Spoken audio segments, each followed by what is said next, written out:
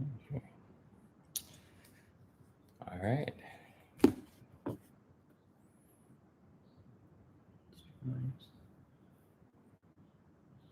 Mhm.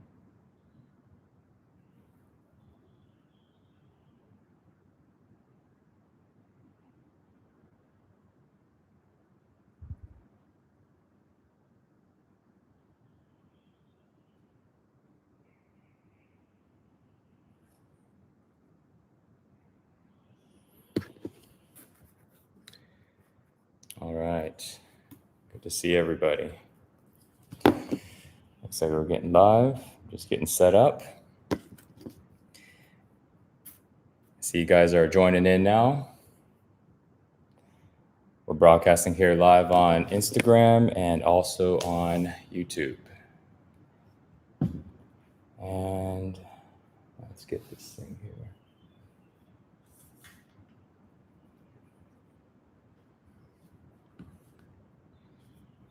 Justin, hello. Good to see you. So while we're getting started here, why don't everybody just put where they're from. And Stella, good to see you. Jenny, good to see you guys. Daniel, welcome. A's in life, yes. All right. Okay. So we're gonna get started here in just a minute. Sorry about getting started a little late, getting set up here. I got some exciting stuff to share with you guys. We're gonna be doing a deep dive today. We're gonna be answering all your questions, and I'm gonna walk you through the process. And today's seminar is gonna be mind, body, flow state.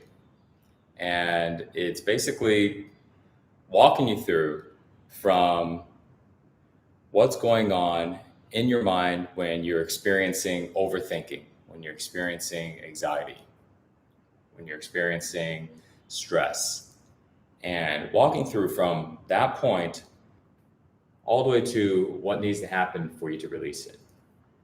And There's your phone. okay, let's see. All right, here. And I've been doing some calls with people and learning about people's stories, learning about people's scenarios. And I found that one of the biggest reasons that people are not getting the results, number one, let's go write this down here. Okay. So number one is the biggest one, lack of understanding.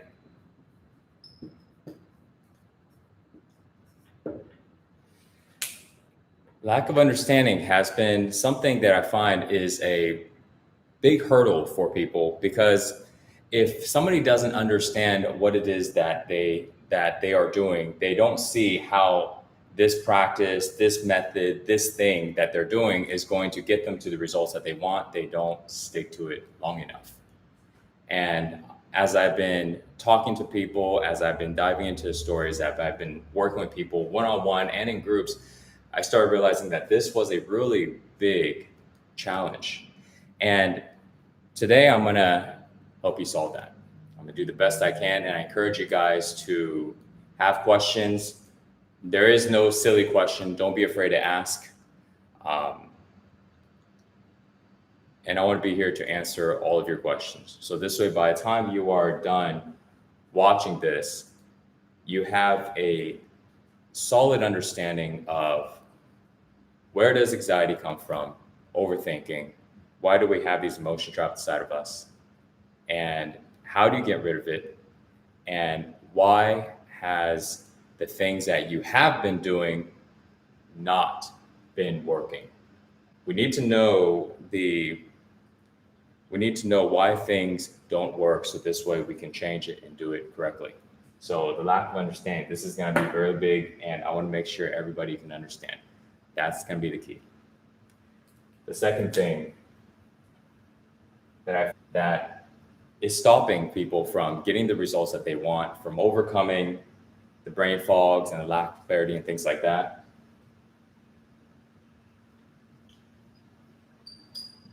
Support, ongoing, in particular.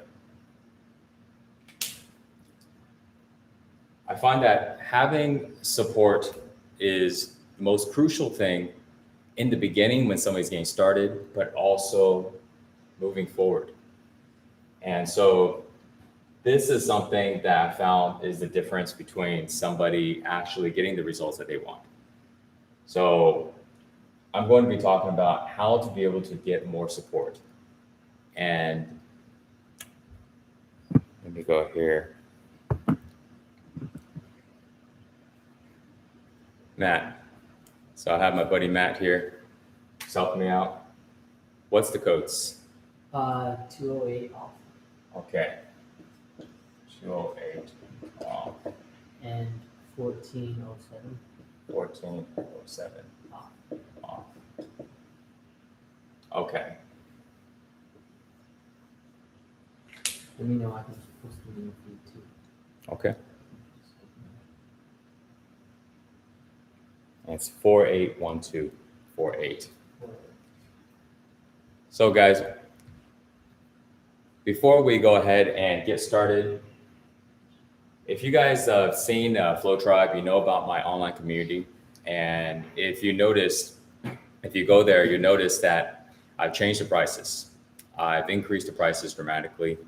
And the reason why is because we are having a lot of people now, and I wanted to go and close the doors and only have it available for people that are very, very serious on doing the work, that are serious on making the transformation and want to commit to themselves to doing this work. So I changed it about maybe a couple weeks ago, and I didn't really mention it to anybody or make an announcement. So I want to take advantage of today to give you guys an opportunity to join in at a massive discount if you like. Okay. So 208 off or 1407 off. 208 off is for the monthly.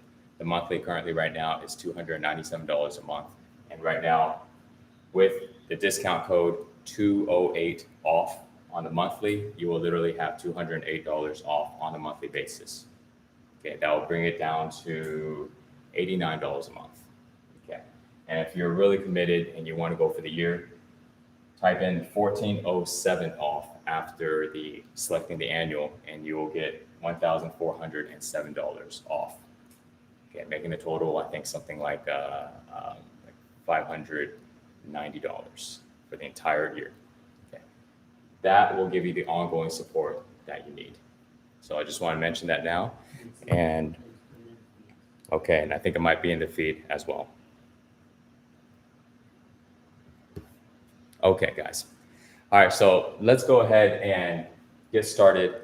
I'm gonna go and answer some questions here. And the way that today's gonna work is I'm going to go and present for about 5 to 6 minutes at a time. And then I'm gonna come in and I'm gonna check with you with questions. So this way we have a very interactive, as if you guys are right in front of me here. Okay, so this way I can be able to answer questions as we go along and make sure that we are all on the same page as we move forward. Okay, and good to see everybody that's joining on right now. We are today talking about how to get rid of anxiety, how to get rid of overthinking, how to let emotions go, understanding what the problem is, and understanding how to apply the solution.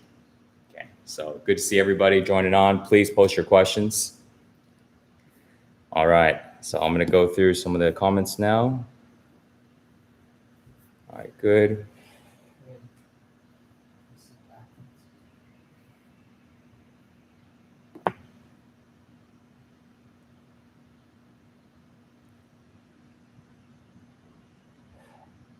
Okay, as in like writing on the whiteboard is backwards. Okay. Okay, I'm gonna see, while I continue here, you can just disregard the board for now. And while I'm continuing here, I'm gonna see if we can go ahead and change that. All right, guys, so let's go ahead and start off with what is actually happening when somebody is experiencing anxiety. What's happening when somebody is experiencing that? We all know how that feels like. And let's dive into exactly what's happening. So the simple thing to look at anxiety is that anxiety is when we are thinking in our mind, overthinking in our mind, and when the overthinking is getting us to feel uncomfortable. That's the basis of what anxiety is. And so when we look at anxiety, it's also very similar to any other type of emotion, because it's all derived from overthinking. So when we look at the root problem of anxiety, it actually comes from overthinking as the mechanism. If we were just able to stop overthinking, we can stop anxiety. Stop anxiety at the basis of where it begins, right? So I know you can't, guys, may not be able to see the board, but I'm just gonna have it on here as a note. So how do we stop overthinking? When we look at overthinking, what's actually happening? What's getting our mind to constantly run like that? What's happening here is our mind, the speed of activity that is coming in our mind is coming from our body. Our body is the energy that produces the mind, that gets the activities going in the mind. And so when we want to stop overthinking so we can stop anxiety, we need to be able to change the energy in our body. And how many of you guys know what energy is? We all know what energy is, but how do we actually look at it in the body? Because a lot of times before I started to dive into this, somebody will talk about energy and I didn't really understand what energy actually could be sensed in the body, even though I know it obviously exists. So the easiest way that I found to look at energy is the feeling in the body. Because we don't need to get plugged up to a special machine or to any devices. If we feel the body, we can actually feel the energy that's in the body. And then we can tell if the energy is good or bad simply by the way that we feel. And so just to make sure we're still all understanding, energy in our body determines whether or not we are overthinking or not. If the energy is very, very calm and very still, that means it's not moving a lot, then we don't overthink. We get to actually use our mind the way that we want. But if the energy is very, very chaotic, is very, very high, and we have a lot of extra of it, then we're overthinking. Okay, so now we're looking at the volume of the energy. Let me know if you guys understand so far. If you have any questions, please post it. I'll be checking here in just a few minutes. So when we look at energy, there are two ways to look at it, to make it really simple. One is the amount of energy that's in our body. The other one is the frequency. High frequency and low frequency, and the amount. So if we have a high amount of energy, we can run into a lot of overthinking. But if this energy is being controlled, we can have all the energy in our body and we can overcome the overthinking. But the amount of energy is very, very important in the beginning, especially if somebody doesn't have control over it.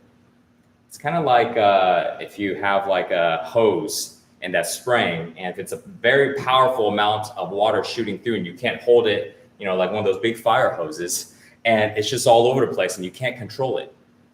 But then if you're like a fireman and you know how to grab these things, over time, you can have a lot of power in this hose, a lot of water coming out, and you've got a good base and you're able to control it. But you wouldn't go ahead and start off just giving a hose to somebody who doesn't even know how to spray and give them a massive hose and it just goes all over the place. We need to start off with something smaller so we can work our way up. The same thing is with our mind. if we want to get rid of overthinking and get our mind to be still, we got to first get the energy to decrease. And this is not a bad thing. This doesn't mean that we are actually tired. It just means we are able to control it. We are able to manage it because it's too much for a lot of people. Once we do that, we're able to connect to it. We're able to feel it, become more aware of it. And now we're able to allow overthinking to stop because we can actually be still with the energy. In the beginning, the energy is a lot and it's all over the place. The second thing is frequency, the vibration of frequency in the energy. So when we look at frequency, what is vibrational frequency? Does anybody know? Anybody would like to post that? What is vibrational frequency? Right. The simplest way that I like to look at it, and if you guys can realize, I like to keep things really, really simple. I don't like to get really caught up in too deep in the weeds of the explanation and all this stuff. Just simple enough. Lily said feeling. Good.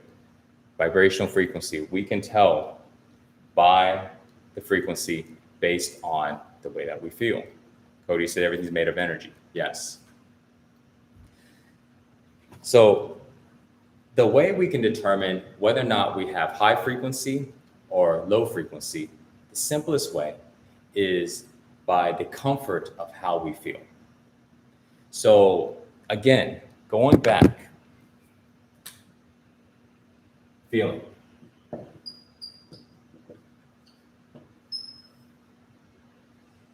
The amount of energy that we have, we know through feeling. The frequency of energy that we have, we can also tell through feeling. So when we are feeling our body and our energy is very high frequency, we feel very comfortable. We don't need to be plugged up to any machines. We just simply feel it into the body. How am I feeling? So when the vibration is very low, we don't feel good. And so right now, if you guys take a moment and we just feel into the body, and when we feel into the body, what we do is we take our attention and then we direct it inside. So it's easier when we close our eyes because now the attention is not being taken away in front of us. And so if we want, let's just go ahead and close our eyes really quick. We're just gonna do this for like 15 seconds.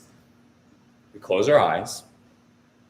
And then now let's bring our awareness inside of the body. And just feel inside the body. And just feel around, maybe around the core area. And now I want you to do this. Okay. Everybody do this with me. This will just take a few seconds here. I want you to breathe in. I'm going to count the breath. Ready? So breathe in. 1, 2, 3, 4. And breathe out. 1, 2, 3, 4. So that's how we're going to do our breathing. Breathe in. And breathe out.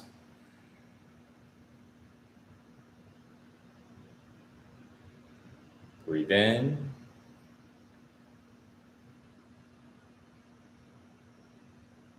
Breathe out. Keep your attention just to the feeling of your body. Let's do 2 more. Breathe in.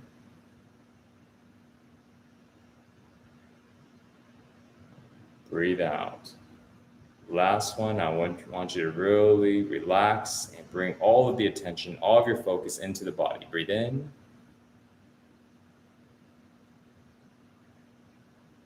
And breathe out.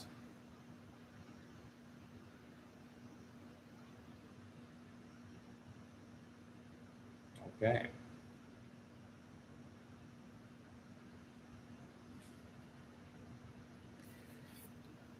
All right. So, how did that feel?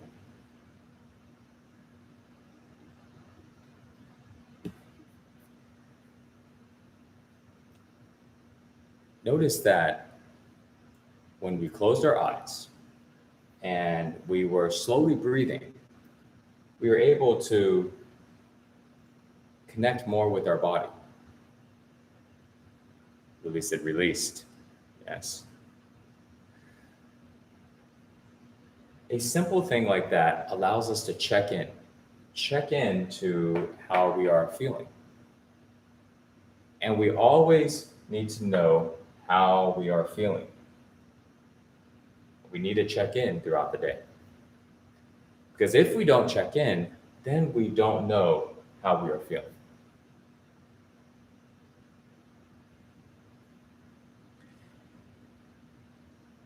And if you don't know how you're feeling, then you don't know the energy that's inside of your body. And if we don't know the energy inside of our body, then we aren't able to know what type of action we need to do to make sure our energy is in high vibration. And if we have good control of our mind, we want our energy to be high. If we don't, then we want it just to be kind of normal, which is fine in the beginning. But over time, we want high energy with high vibration during certain times of the day, like work, for example, or maybe communicating or hang out with people. And then we want to tone down the energy and still stay in a high vibration. But all of this has to do with feeling. Okay. So if we cannot feel, none of this will be able to happen. We are literally shooting in the dark. It's like we're trying to change energy because we know that energy is the basis of what gets us to feel good, but it's also the basis that determines how we are thinking, which also then determines the perspective that we have of ourselves and of other people, and it also determines all of the choices that we make. So then when we look at our life and we think, why do I feel so stuck? Why am I not happy with things?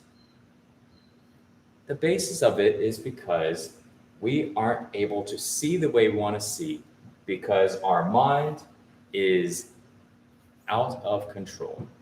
The reason why that is because our energy is chaotic and the frequency is low.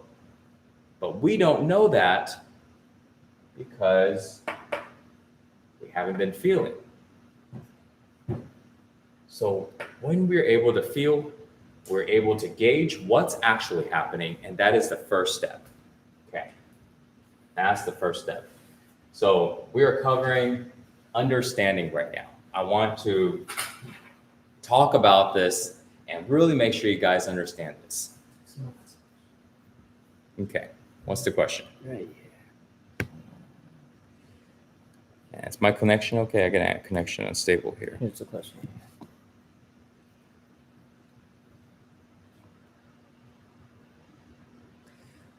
So A's in Life asks, food. The food we eat and the water we drink has an effect on our energy. But maybe we'll talk about this. Yes. So A's in Life asked, am I going to talk about food and what we drink and how it affects our energy? So yes, we will cover that. We will cover that a little bit later. But yes, everything actually affects our energy. So, but thank you for that question.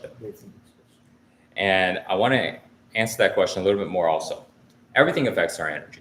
Food, what we drink, the room that we stand in, the clothes that we wear, whether we cut our hair or not cut our hair, the friends that we hang out with, the work that we do, and so on. Everything affects it. But when we want to go and create the best life for ourselves, the first thing that we always turn to is the one thing that we can have the most amount of control in. And that also creates the best effect, the most amount of effect.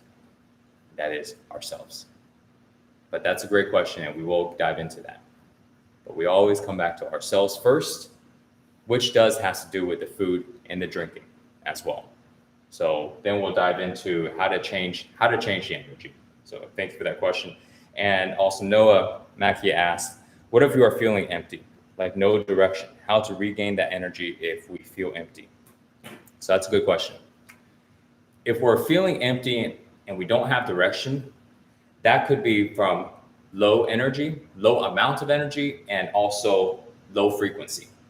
You may not have the frequency be so low to where you're like depressed or you're experiencing tremendous fear or apathy, but the energy is not high enough for you to connect to yourself, for you to know the direction.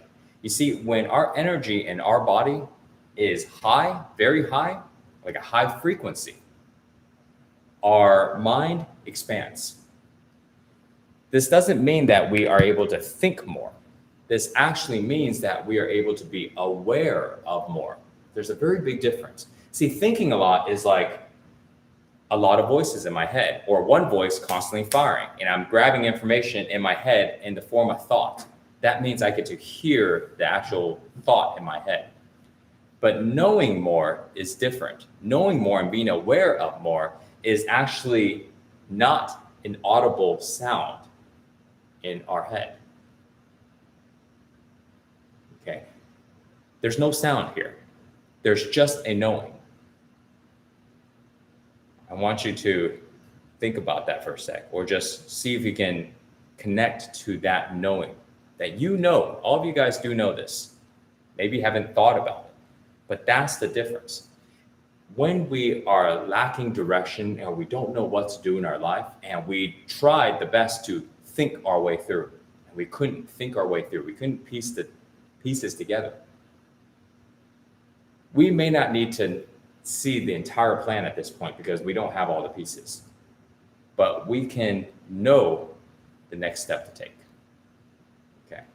And the way to be able to know that is to have our awareness be expanded. So this way we are literally aware of more things that are in our environment. We're aware of more opportunities. When we are aware of more, we can make better choices on the spot. And when our frequency is high enough, that means we feel good. Our frequency is high. When we feel good, we now attract good, the same situations of the same feeling. We attract opportunities that we want. We attract good people into our life. Because feelings, the energy is attraction. Our thoughts send out information everywhere. Our feelings bring it back in. And so if we want something, but we aren't feeling good, then our wanting something is sending it out, and our feelings is not bringing it back in. It's actually repelling everything away. So we have disharmony. This will be something as, I want to achieve this thing, but I'm so afraid and I'm not confident. That means I want to achieve this thing is sending it out. I'm not confident and I'm afraid is pushing it away. Okay. Going back again into feeling, into energy. When we go ahead and be able to feel and we change the energy, now we can attract the things that we want. Okay. So that's a great question.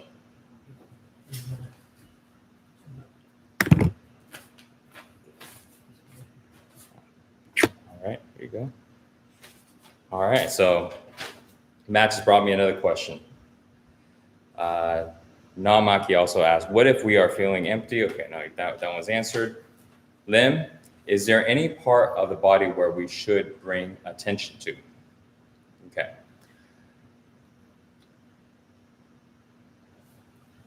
The major parts of our body, the ones that have the most amount of energy, those are the areas that we would like to be more connected with. However, if we aren't able to connect to those, or if we're just in the process of starting to connect, then we start off by connecting to anything that's inside the body. You can connect to the inside of your hand and focus on looking at your hand and feeling the inside of your hand. Because by feeling the inside of your hand, now you're able to practice connecting to the inside. And then from there, you can look at your forearms and then you connect to the inside of your forearm. And if you can connect to the inside of your forearm and your hand, maybe you can do it with your arm. Maybe you can do it with your leg. The areas that we want to actually bring more connection to, we want to work on is bring connection here in the heart. Okay. We want to bring connection to the heart, connection to the stomach. But that doesn't mean that other areas are not as important. In other areas, we want to bring connection basically to the major energy points. So then those major energy points, we call them chakras. Up here on the top, crown, third eye, right, throat, going all the way down, heart, and solar, and sacral, and root. So we want to connect to all of this area inside. But if you're focusing on trying to connect to it and you can't connect to it at the moment, then you find any place in your body that you can connect, and you start there and you start to bring your attention inside. So later on, we're going to talk about how to be able to connect deeper and really dive into that. So we're going to cover that a little bit later here. And one more question here before I continue. Kalan asked, how long does it take to start noticing progress? The progress can happen immediately. It's the same. It really depends on a couple factors. Number one, how committed is the person when they are doing it? So how committed are you? If you're committed, then what does that actually mean? That means in my mind, I'm going to do what it takes, and I got a big why. It's not just like, I don't really care. I'm kind of interested, but I'm also interested in 5 other things in my life right now. Then that means there's not a strong commitment because our energy is really scattered. We only have a certain amount of time and attention every day. So how committed are you? If you go, I'm very committed, this is the most important thing. That doesn't mean I drop everything in my life, but this is a very high priority, and I am willing to carve out time every single day to do these practices, to study this thing, and to do what it takes. Commitment, number 1. Number 2, support. Do you have the support? Because if you don't have the support, you are committed and you're doing the work, and then you take the first step forward. And then now you're getting progress, and you don't know if this is the right direction to go next, or this is the direction, or you just keep going straight. And at this point, you might be committed, but you don't know if you might be just running in a circle. And there's a lot of circles in this area of inner growth, because it could be very complicated. I ran into a circle for about 4 years. So those 2 things. But let's say you are committed, and let's say you have the support. How fast can you see the progress? Literally, you can see the progress every day. That's how fast. How? We're going to dive into this a little bit later, but I'm going to give you a really quick answer to how that can happen. When you are doing a physical practice that allows you to connect to your feeling, and you practice thinking and studying, let's say, one principle for life, one principle for training, you are now in the process of programming your mind, which means changing your perspective, and simultaneously changing your feeling by removing what is stopping you from feeling, increasing your ability to feel, waking up your nervous system, getting your body to be more calm. All of these things, just like what we just did, standing there, closing our eyes, or sitting there, closing our eyes and just breathing and connecting. That's something we do, but that's just something small. The physical thing is much more. You do that, you will feel instantly, right away when you're done. So the progress is every single day, but it takes commitment and it takes ongoing support, because everybody at some point will run into questions and challenges. And at that point, if you don't understand what's actually happening, you're going to have to go in blind. You're going to have to go in and go, I don't know what's happening, but I'm just going to trust and just going to keep going and do exactly what I'm doing. And every single day, your mind's going to go, But what's happening? Is this right? And you don't have the answer. So you have this mind that's telling, it's challenging you, asking, and you're having to try to avoid answering it because you don't have the answer. And you look around and other people don't have the answer around you. That's what stops people, going back into lack of understanding. Okay. So that's why we need ongoing support, commitment and ongoing support. You have those two things, you will literally progress every single day. This is what I was teaching before when it came to fitness. People ask the same question. I want to lose body fat, I want to gain more muscle. How do I get the results? Same thing. People think it takes a long time, but it actually doesn't take a long time. When somebody's doing it right, every single day, you are building more and you are leaning down. Just needed to know exactly what to do and the support. So when things aren't happening the way they want, they're not progressing 1 or 2 days, we find out and we change it right away. Okay.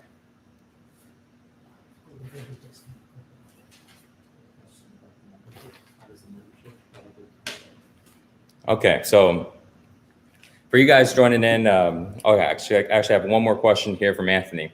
What's included in the membership? So, great question, Anthony. So if you go to flowtribe.us, we're doing some changes right now with the website, but you'll see that what's included is, number one, we do live trainings every single week. So just like this, literally just like this, every single week, twice a week, at least twice a week. We start off by doing physical training, and that's about an hour, sometimes a little shorter, most of the time at least an hour. And after that, we do coaching calls. Coaching Q&A, where we go into different discussions that dive deep into every single thing that we talked about, but we go way, way, way deep. And it's back and forth, it's on Zoom. So this way, it's not just me talking and reading comments, we have a full conversation. So it allows me to be able to know exactly the situations that our member is going through, the specific scenario, and give a new perspective, understand what they're thinking, give a new type of thought, and help coach them through their issues and through any type of challenges so they can continue. So we do that twice a week. Okay.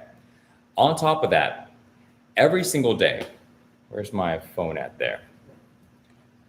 Every single day, I am in my group. So we have a group in Telegram. And you see, guys, we have a group in Telegram, and every single day I'm in here. Okay.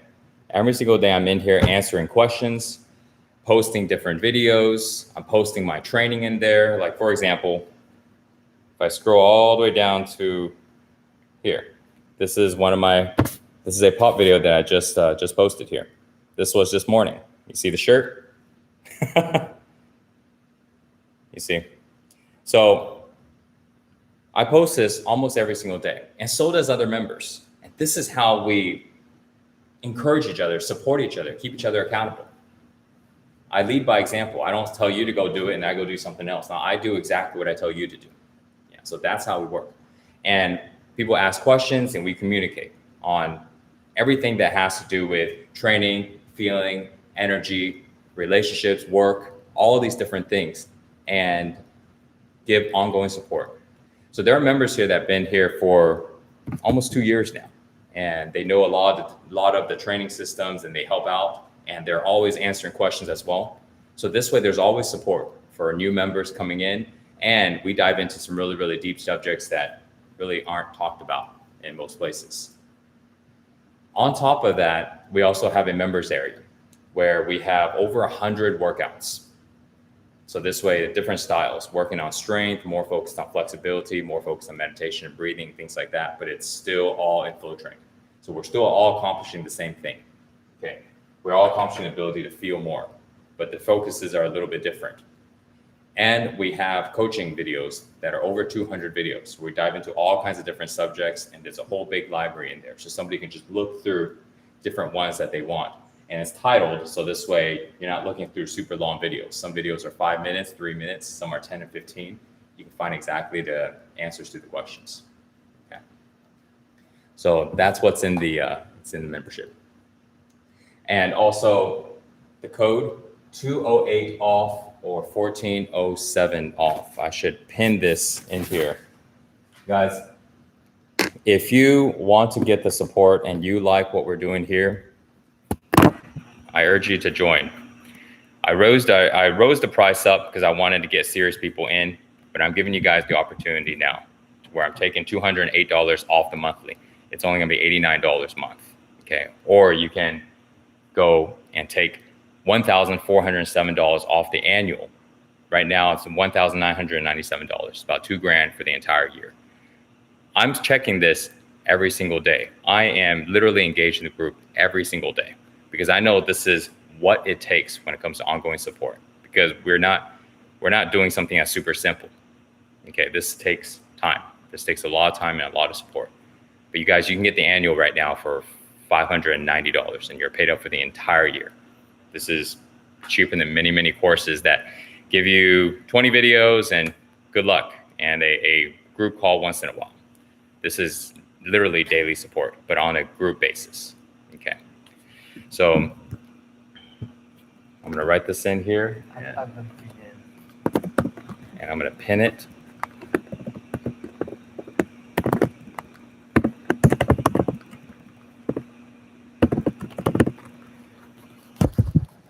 Stuff here.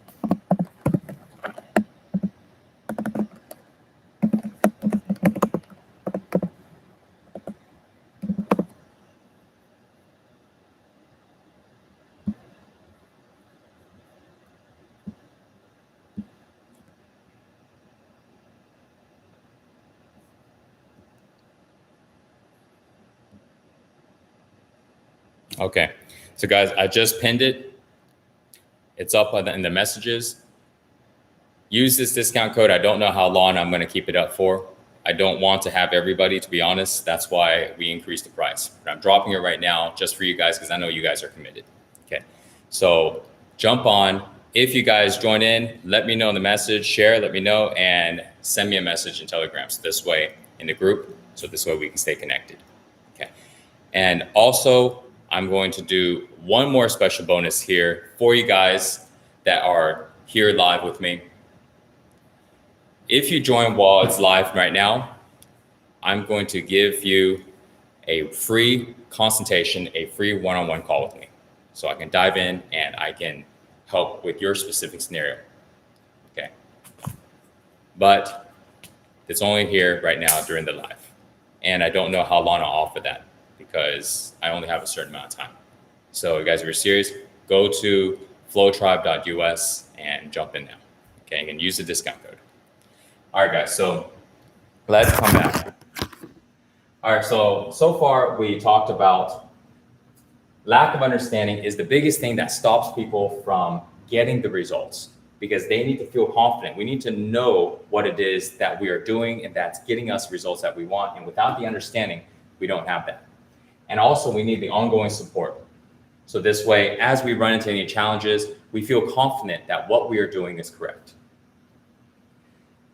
The problem with anxiety and depression and stress and panics and all of these things, the source of it is the overthinking. Without the overthinking, there is no problems. We are totally present. We're in the moment. But overthinking is what creates the problems. And what creates overthinking is energy. We have low frequency energy and we have low energy. The amount of energy is low and the frequency is low. And in order to get rid of overthinking, we need the frequency to be high. And not only do we want the energy to be higher, but we also want it to be very still. We want to be able to control it. And we control it through feeling. We feel our body, and by feeling the body, you can tell how much energy you have and what frequency it is in, just by the way it feels. Okay.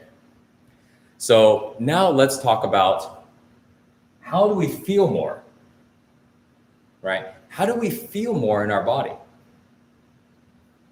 So let's do another exercise. Really simple. I want you guys to do this with me. This will take 30 seconds. Okay. Stand up. Like I'm standing up right now. I'd like you to stand up. And we're gonna try this super simple exercise. Really simple. Here's what we're gonna do. Okay, you guys standing? I'll give you just a few more seconds. Here's what we're gonna do. I want you to let go in your stomach, relax in your stomach. That means you let your stomach out. Okay. I want your arms to be by your side. So, just right here. And you're just gonna let your stomach out. Just like that. Okay. Don't want you to move. I just want you to stand still. Your stomach is out. Now, breathe through your nose. That means we close our mouth and just breathe regularly through your nose. And now, close your eyes. So now our eyes is closed. We're breathing through our nose. Our stomach is super relaxed. Not pushing out, it's just naturally coming out. Our arms are down. And I just want you to stand here. Just stand here with me. Just a little bit longer. You can do it.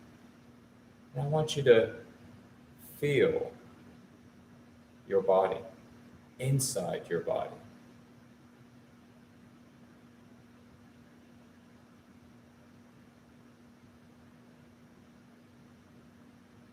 Just 15 more seconds.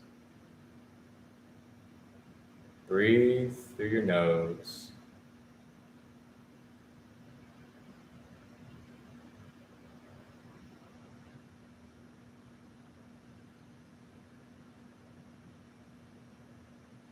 Okay. So now let's open our eyes. Okay. Type in, let me know, how did you feel? Put in the comments, how did you feel right now? Okay. Let me know how that felt. While you're doing that, what we just did is really simple. We increased the feeling by getting the energy to be still. And we got the energy to be still. I see vegan 2020, relaxed and squared, calm and present. Nice. Tone Wind, relaxed. Bryn Martin, calm, awesome. I have a lot of tension in my stomach. Stillness in my shoulders, stiffness in the shoulders, okay. No one's feeling that. All right. Good. Stomach tight, can't relax. Stella, yep, okay. Your stomach is tight, can't relax it, okay.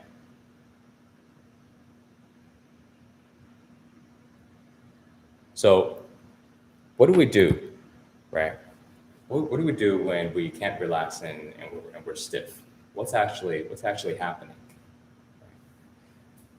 So when we can be still, we can slow down the energy. And then when we slow down the energy, we can connect to it. Imagine the energy is like this. The energy is in our body and it's moving around. And we're trying to catch it. We're trying to connect to it. But when it's moving around, it's like we can't catch it.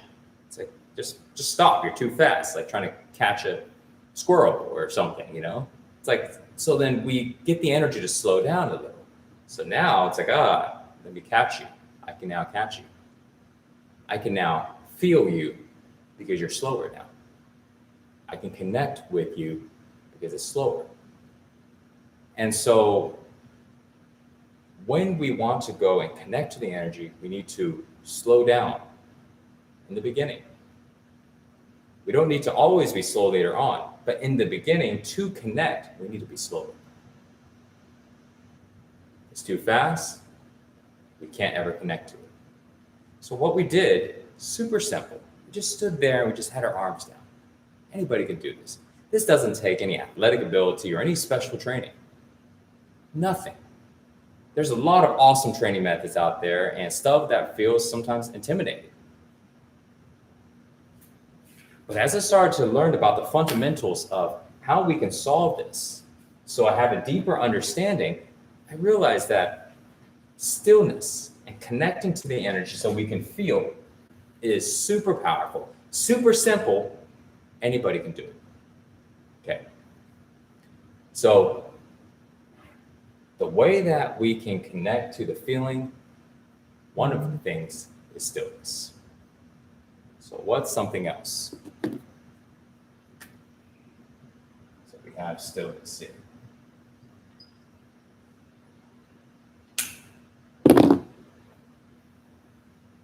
So reading. How do I get rid of this too? Okay, so Sadek asked, how do I use this to get rid of social anxiety?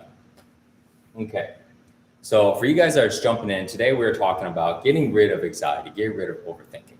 The way that you can use this to get rid of anxiety is like this. Okay, this is just one of the tools, but there are many tools and you want to use all the tools. It's like building a house. You don't just build a house with a hammer. You need all the tools if you want to build a good house.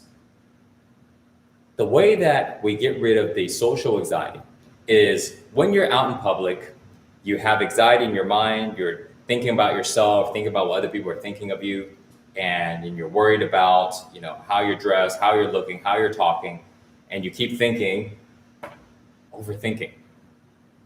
So the way to get rid of social anxiety is to stop overthinking and become present. That automatically happens when we're not overthinking. So how do we stop overthinking? We slow down the energy and we connect to the energy.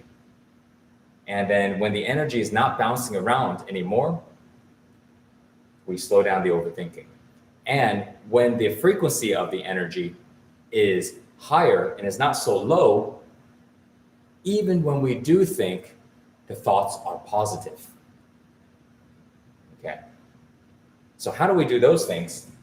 By number one, realizing and feeling into the body, feeling, so we can actually know the effect of what we're doing. Because we could be doing a lot of things, but if I don't know whether or not it's changing it or not, because I can't feel, that's like saying we work, but we don't see the results. We have no idea of what the results are, and we just keep working. We just keep doing it. It's like we're shooting at a target, but we have no idea what the target is, and so we just keep on shooting, hoping that maybe we get a sign when we hit something. That doesn't work. You got to be able to feel it. We got to be able to see the results. So in order to feel like what we just did, something so simple, anybody can do. You just stand there, relax your stomach, breathe through your nose, drop your arms, relax the shoulders. And now, just standing there, you do the best you can to relax. So like Stella mentioned, can't relax the stomach. I was the same way. I was known as the six-pack guy before, and so trust me, I had my abs tight all the time. And then when it came to trying to let go of my stomach, I couldn't do it. My body did not know how to do it. But with practice, ongoing practice, I was able to do it. Okay, and you guys can too.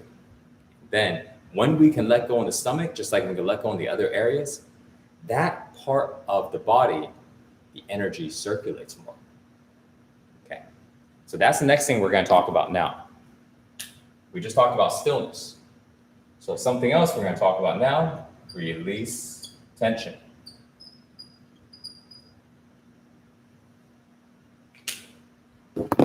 Next, we're going to be talking about release tension. Before that, I'm going to check the messages right now. I'm going to see if there's any questions I can ask before we move forward here.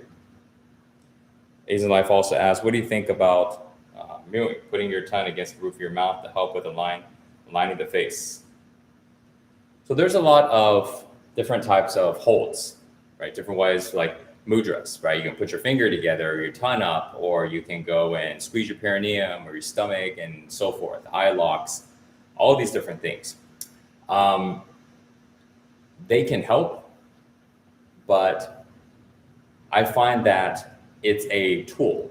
It's like one tool of many tools. So it's good, but it's just one tool of many. But I always start off with the thing that can create the most amount of results. the most amount of effectiveness and focus on that until I can do that really, really well and do it very, very often. I would look at that as a supplementation to a foundational training. So it works, but it doesn't work independently by itself. It needs a more foundational training. You know, that's a good question.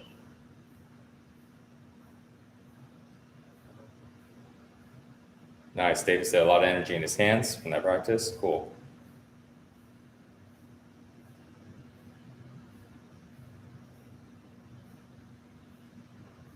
Okay, so Noah had another question. Thanks for answering previously. I have overthinking problems. Sometimes it makes me feel stuck in my throat. Does that mean it is blocking my chakra point? Yes. So when you have overthinking, a lot of times you can feel stuck. And then when you feel stuck, you don't have the chance to express. Your overthinking might be creating doubt, and the doubt for you to express what you want. And then when we have doubt, areas of expression, we stop.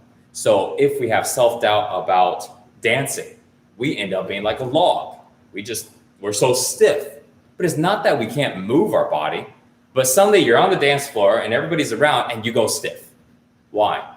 We have self-doubt, self-consciousness, right? We're judging ourselves. We think we're not good at dancing, whatever it is, and now we can't move the body. So now we have doubt in what we are saying. We have doubt in what our expression is, what we want to share. So then what happens? Throat locks up. It's not that we don't know what it is we want to say, but suddenly when it's time to say it, it gets tight. And now we have tight throat and we can't express. So all of these things is related to our next one, which is releasing tension. Stillness helps with that, right? Because it allows us to go ahead and stop the overthinking, and the overthinking is the main thing. But now another method, release tension. So release tension, I'm gonna cover this and I'm gonna read, because I see there's a few more questions that also came in. I'm gonna read that in a sec. But I'm gonna cover release tension now. So release tension, we have tension in different parts of our body. It can come from bad posture, like this. I was like this for many years, you see? Head up, head forward, and I walk around like that. I actually walked around like this, you know? And so, therefore, a lot of tension in my upper back. And then I worked out super heavy, and that made it even worse. So then when we have tension in our body, it stops the ability to feel. It blocks the energy. It's literally like you have a tube, you know, like a tube. Imagine this to be like a tube, right? This tube is blood vessel. This tube is a vein in our body. This tube is a capillary. This tube is a meridian, a nadi where energy runs. Now imagine we squeeze this tube because the muscle is so tight. Instead of letting it go and letting it flow, we squeeze it because there's tension. This tension here is the stomach. This tension here is our upper back. This tension here is our eyebrows. This tension here is our toes. This tension here is the hips. And so every time we are squeezing at our tubes, that is allowing energy to flow, that is allowing blood to flow, it's allowing all this to flow. But when we have tension, we stop the flow. So going back to energy, we want the energy to circulate, because when the energy can't circulate, the amount of energy automatically decreases. It's like you want blood to be flowing, and then you stop the flow, or you want water to flow, you stop the flow, automatically there is less of it because they can't travel. You got blockages. But now it's something else. When you can't flow, the vibrational frequency drops down. It becomes very low because it needs to continue. When it is flowing like water, when you look at water outside in the mountains and the rivers, when it is flowing, the water is really healthy, okay? Given that somebody didn't go ahead and mess with it, right? But nature-wise, water that flows is very healthy and it's always moving. But you look at still water, still puddles, it's not as healthy because it doesn't have movement. Same thing with our energy. When our energy is flowing, the vibrational frequency is high because it has a chance to move. Why? Because energy is never still. Energy is always moving. Okay? It's never still, always moving. And so when it can't move, the frequency drops down. Okay? So for you guys that are just jumping on, we are talking about how to get rid of anxiety, how to get rid of overthinking, how to let go of old emotions and trauma and depression, all that stuff. What is the source of it? So we can get rid of the lack of understanding, be able to understand, and also so we can take action that way. And so far we've talked about how energy is the basis of it, and we need to go ahead and change the energy. But in order to go ahead and change the energy, we need to be able to feel. Okay, we need to be able to feel into the body. If we change the energy, energy is the amount of energy and the frequency of energy. That is going to determine whether or not we are overthinking or not overthinking. If our energy is high or if it's low, but the frequency is high and good, we're positive. But what determines the overthinking is when energy is out of control and we're not connected to it. So when we say we want to connect to ourselves, when we say we want to feel more centered, we all have wanted this. We want that. And what we're really saying is, I want to connect to this energy. And my energy right now is all over the place and I'm not connected to it. And because I'm not connected to it, I don't feel grounded. I don't feel centered. I don't feel like I know my path. But when we are connected to this energy and we are now flowing, we are confident. We have a sense of personal power. We don't care about what people think because we are connected to the source of our life, which is the energy inside of us. And when we are not, that's where doubt creeps in, that's where fear creeps in, that's where constant overthinking creeps in, and anxiety creeps in. Okay. And then we talked about how the main thing is to be able to feel. Feeling is what connects us to the energy. Feeling is what lets us know if there is a problem with our energy, a problem with our emotion. Feeling lets us know all of it, not thinking. Because you can always think about anything. We can make up any reason. We can read a book and go, oh, it must be this. And we read and watch a video, it must be that. But the way that we know for sure what is actually happened to us is through feeling. I can't feel for you, so I can go, hey, this is happening to you and this has happened to you, but how will you know for sure? Feeling. So I will show you how to feel, so this way you know what is actually happening with you. And you don't have to depend on other people. So when I give support at Flow Tribe, when I give support at my online groups, when I give support to people, I'm not trying to tell them what to do this and do this. I want to get them to be able to feel so they can decide what is best. Because you know your life the best. Nobody knows your life better than you. But when you can't feel and you're not connected to your energy, you now have to depend on everybody else to help you know what to do, to help you make decisions, to guide you in your life, that you are the leader of your life. That's not the way you want to live. The key is feeling. Stillness helps with feeling. Right? Literally being still. Connecting to the energy, connecting to our body. Releasing tension. Okay, like we just talked about. When we let go of the tension in our body, the energy flows and we can feel it more. Okay. What else increases feeling?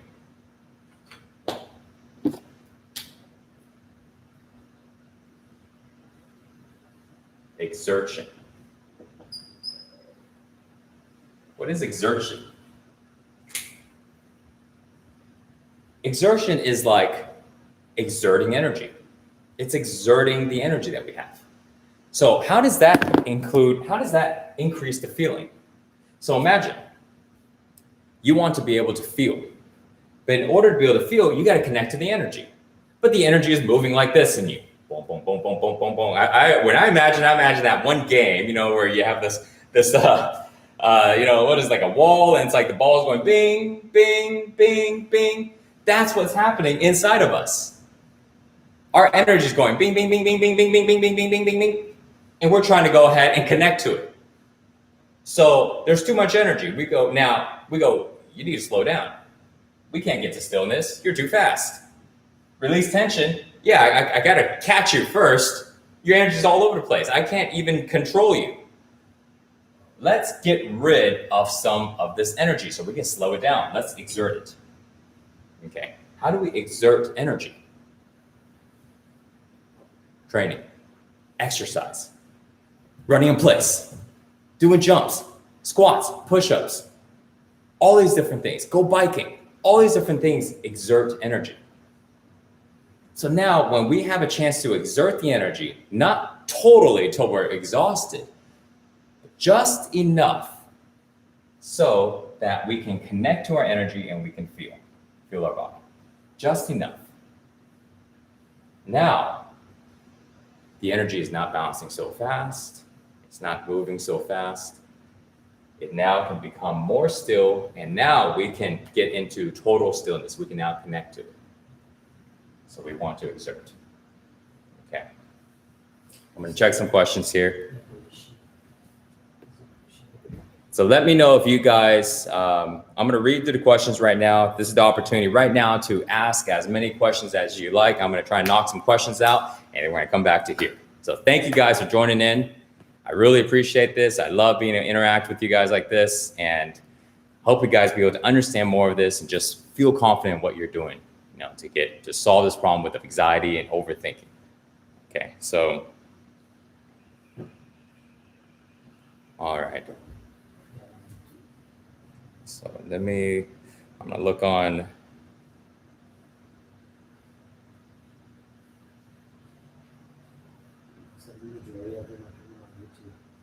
Okay. Okay, here. So I see there's people on YouTube here, people on Instagram here. Noah asks, you mentioned about feeling inside our body. Is it like there is a specific feeling that I should feel during lowering my energy frequency? Should feel during my lowering. Okay, so there is no specific feeling that you should feel.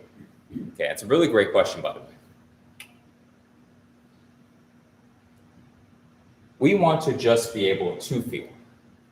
The key is feeling, because when we are able to feel, that means we're able to connect to our energy. And let's say we connected to our energy and we aren't feeling good. We're now feeling and like, oh my God, this feeling sucks. I felt better not feeling this. And now I'm feeling it and it doesn't feel good. This is very, very normal. It's a great question. When that's happening, that basically doesn't mean that you're now feeling worse. You're just increasing the ability to feel, and your body was always feeling that way. You just weren't feeling it. You just weren't aware of the feeling that was existing. So when we are feeling, we don't want to judge the way that we're feeling. We don't want to say, right now, this is bad and I don't want to feel this way. Because when we do that, what we do is we stop wanting to feel it. But feeling in our body, feeling the energy, which is the same thing as emotions. Energy in motion is emotion. Okay. It's the same thing. So when we are feeling the emotion, we are actually allowing it to process and leave. So if I feel bad right now, then good. That means I need to keep feeling it until I don't feel bad anymore. How long does that take? I don't know. Depends. Depends on how bad do I feel? What happened? If this is from a long time ago and I've been holding on to it for 20 years and now I'm just starting to feel, oh my God, I'm feeling all this. Well, then it could take a little while. You may need to take days to keep feeling, maybe weeks. You accumulated it for 2 decades. So you just keep feeling it, but you don't judge it. There's no good or bad. Once you keep feeling, whatever feeling is inside of your body, whatever energy and emotion is inside your body, it's going to make its way up. And when it does, all you do is just keep feeling it, because when it makes its way up and you feel it, that's how you actually process it, is by actually feeling it. And then once it's done processing, it's gone. And the way that we feel afterwards is love, is freedom, power. We feel connected. We feel that peace. But the way that we get to those things is not to try to feel love, to try to feel peace. We just feel. We just practice feeling. And by doing that, automatically we will feel those things once we let go of everything else that is blocking. Okay. So let me know if that made sense. Great question. All right, now I'm gonna jump on YouTube here. Okay, so Shin asked the question, hey Mike, how do you get pumped in such a peaceful state? Don't you want to be amped in order to get the most out of what you do? It's a great question, Shin. You guys are paying attention, by the way, and I thank you. Thank you for paying attention, because I can tell with these questions. So, how do you get pumped up? So this idea of being calm and being peaceful, it's like, you guys know the type. How you doing? I'm doing so well, thank you. You want to do something? Yeah, sure. So how do you go from that to having energy? Yes, let's go. But still be at peace, still be calm. When we are able to feel, now your energy was slowed down enough so you can connect to it. And now you are riding your energy. You are feeling your body. Once you're able to feel your body, you can amp the energy up and you are still connected to it. When you're able to feel into your body and connect to your energy, you can now access your energy because you're connected to it. And now you can crank that dial high, really, really high.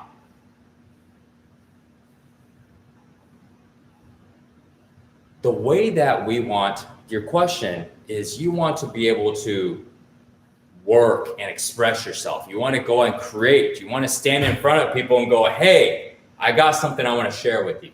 And that takes energy. How do you generate that energy? When we get ourselves out of the way because we stop overthinking, more energy is automatically available. We block so much of our energy by ourselves. We are blocking it, not just in the body. Right now, we were just kind of talking about the body, using the body to access the mind. But your question there also is tailored to the mind as well, which is we actually sabotage our own energy by overthinking and creating the doubt. Now we can't express. And when we can't express ourselves, we can't get pumped up because we are constantly second guessing ourselves. So literally, we want to express something, but we stop ourselves. But when we are calm and connected, through the connection, you can amplify your energy as big as you want. You now are in control of it. Before, people, when they are amping their energy, but they're not connected to the energy, what's happening? Because not everybody that has a lot of energy is connected to the energy. So what are they doing? This is what they're doing. There's a book. I'm sure many of you guys might have heard of it. It's called Power versus Force by David Hawkins. He also wrote about the map of consciousness, or created the map of consciousness, which many people use. Such a tool to the world. Okay. Power versus force. What is that? When we are using force, that means we are pushing our way to things. We are forcing ourselves. When we use power, we're accessing our energy and just letting the energy flow out. If you are a person that has a lot of energy and you're connected to it, then it will flow out of you. If you are a person that has a lot of energy, but you're not connected to it, then you have to force it out. And when we force it out, we are now forcing our body. We are now literally whipping ourselves and forcing us to do things that we are afraid to do, but we want to force ourselves because that's the only way we can actually express and do things. When we force, we now create a lot of problems. We create tension, extra tension. We also drive up adrenaline. We get the body to be in fight or flight because we're constantly forcing. And when we are constantly forcing ourselves to go ahead and have the type of energy we want, that mentality of forcing ourselves is also the same mentality that we treat other people and how we do everything else.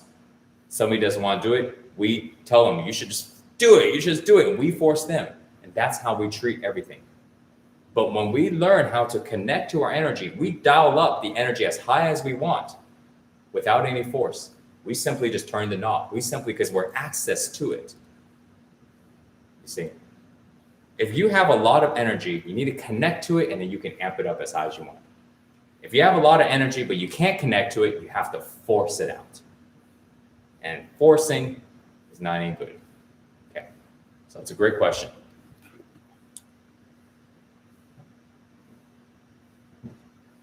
So Tone Win asked, I'm going to go through this question a little bit faster here so I can continue. Whenever I observe my thoughts, I notice that I'm using my mind to label my thoughts. Is that still my mind that's doing that, or am I taking control of my mind? That's your mind that's doing that. Okay, that's your mind that's doing that. When you are not in your mind anymore, there is no voice, there is no thought, there is no label. The moment there's any label, you're using your mind. Okay. And when you're using your mind, you're not present. And so it's a good question, though. Yeah. It gets tricky.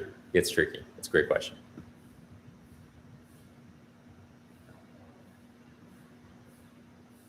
M squared, when you're thinking about your brain is thinking about itself.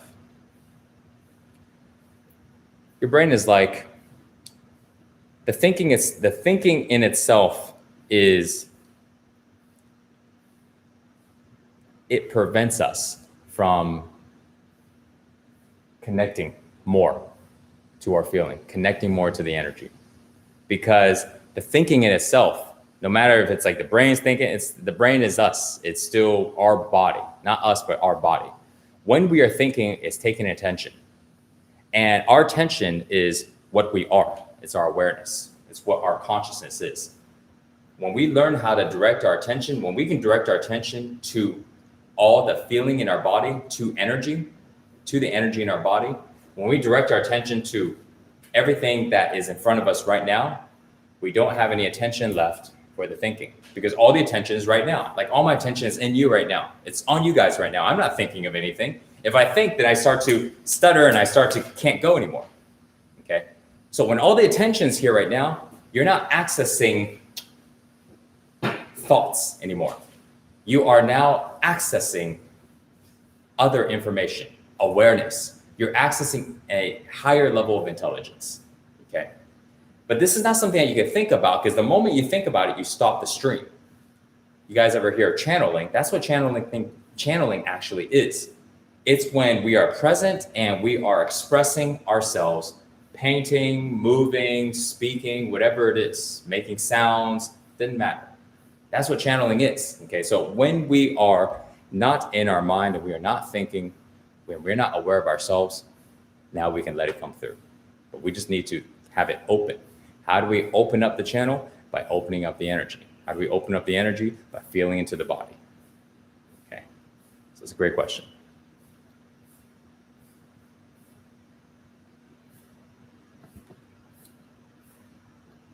Brent asked, Mike, are you offering teacher training? I am planning on it. Yes, I am planning on it. It's been really, really busy, but I definitely want to do it because more people need to know about this, and I can't reach out to everybody. But if I can go ahead and help people like you guys who are passionate about helping others, we can get to more people. Everybody needs to know about this, because this is one of the most information that we can know, which is ourselves. You know, it's how our mind and our body actually works. So Yes, I will be offering. I will make the announcement. I will be making announcements in the Tribe First, in my online training group. Okay, because the people that are in there are the people that get this type of interaction every week and all the time. And so they know the most. They know the most about this type of philosophy. And so if somebody's interested, like if you guys are interested in teacher training, you're interested in learning this type of training and teaching to other people, then I would definitely suggest you to join. Okay, there's a discount code on top. I pinned it to the message. For you guys that are just joining in, that I talked about a little earlier, I increased the price. It's $297 a month right now on Flow Tribe. Right now, if you put in the discount code 208 off, you will get $208 off on a monthly basis. Okay. And also on the yearly, $1407 off. So I'm taking a huge chunk off because I want people that are serious to come in. Okay. I increased the price because I want serious people. I want people that are committed. Okay. So join in if that feels good for you. If you are learning things right now and you want to dive in, you want to learn more, you want to be able to understand this so you can master your mind, master your body, and help people, then I urge you to join in. And I'd be very, very delighted to help you, work with you every single week until you get this down and you master it within yourself. And then let's go ahead and change other people, help them too. Okay. So, okay, I got some questions here. Matt is helping me out. And okay, so somebody asked, how do I connect to energy? And also, so how do I connect to energy? So we've been talking about this for a little while. But to connect to energy, you got to feel. Okay, you got to be able to feel your body. That's how you connect to energy. How long is best to meditate? So that's a great question. If you go look online, if you look up this question on Google, you'll find that it's 20 minutes. They all say 20 minutes. 20 minutes is a good time, but it obviously depends on each individual person. Okay. Hold on a second, man. Drink some water. Actually, I'm gonna drink some mushrooms. Thanks, Matt. So I have some mushroom powder right here. This is 10 strands of mushrooms. Okay, highvibemushrooms.com. If you guys want to get some of this, this is really good. Yeah, check this out. Limitless. It's 10 strand mushrooms. Me and a group of friends got a hold of this about over a year ago, and love it. This is the only supplement that I take now. So give me a sec here.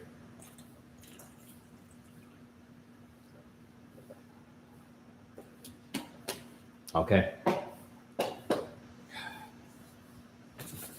So if somebody was asking, I think it was Noah, was asking about food and drinks help with energy. It does help with energy. I drink that to help with energy, and that helps with digestion, helps with a lot of stuff, and also helps with that. So yeah, highvibemushrooms.com if you guys want to get that. Okay, so going back to the question of meditation. So 20 minutes is the average, and it's what will be said on Google. However, it depends on each person. If somebody has a lot of overthinking, 20 minutes is not enough. And I know a lot of people, almost most people, when they're meditating, this is actually what's happening. They're sitting there, they're closing their eyes, and they're thinking. And so they're just kind of like focused thinking, but it's not meditating. We're just closing our eyes and thinking. So the reason why 20 minutes is known as the perfect time is because they say that on average, it takes 20 minutes for our mind to kind of stop thinking, or at least slow it down just enough so we start to experience the meditative state, which is basically when we're not thinking, we're now actually meditating. We now are being present. We now are able to feel because our attention becomes present. Our attention can come into the body and we can connect to energy. However, if your mind is overthinking a lot, it takes more than 20 minutes. Okay. So the question, how long is best to meditate? If you are just sitting there and just meditating, let's say we just start meditating now, at least 20 minutes, maybe even 30, okay, or 40. I want to cover that a little later, but I'm going to go ahead and give you a quick response on what to do, okay? The key to meditation, which stillness, right? The key to meditation is to prepare your body and mind to meditate. Because if you don't, you will spend 20 to 30 minutes trying to get your mind and body to slow down, or getting your mind to slow down. But if you prepare your body and your mind beforehand, when you sit down and start to meditate, you shorten that 20 to 30 minute gap to maybe a couple minutes, maybe 5 minutes. But you dramatically shorten it. So you don't have to go and sit there, because if you already don't shorten it, you sit for 20 minutes, 30 minutes, you now start to actually meditate, because now your mind was able to slow down. But you're done. You got to go. So you didn't really spend any time actually in a meditative position, in a meditative state.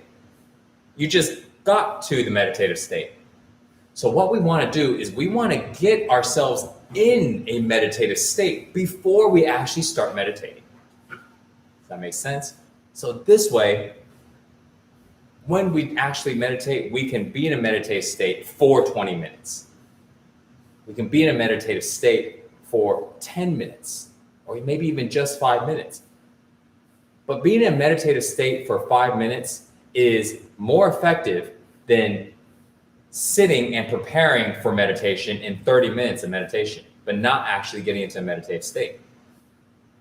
Okay, so that's something that is very, very important when it comes to meditation. Not enough people are doing it. And what if you fall asleep during meditation?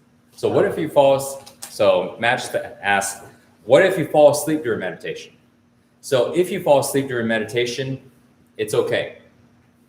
Once you wake up, the next time you meditate, try to meditate again. Sit up when you meditate. This will help prevent falling asleep, okay? Sit up when you meditate. If your back is really tight, use a wall, use something to lean against, okay, to help. If your legs start to get super tight, or they start to get pain, stretch your legs out. Just put your legs extended outwards, okay? Don't cross it as much. Don't get into such a painful position to meditate. The people that you see in double full lotus pose and all that stuff, the only reason you're getting into that position is because your energy is so amplified that you get into that position easily, not because you forced your body into that position.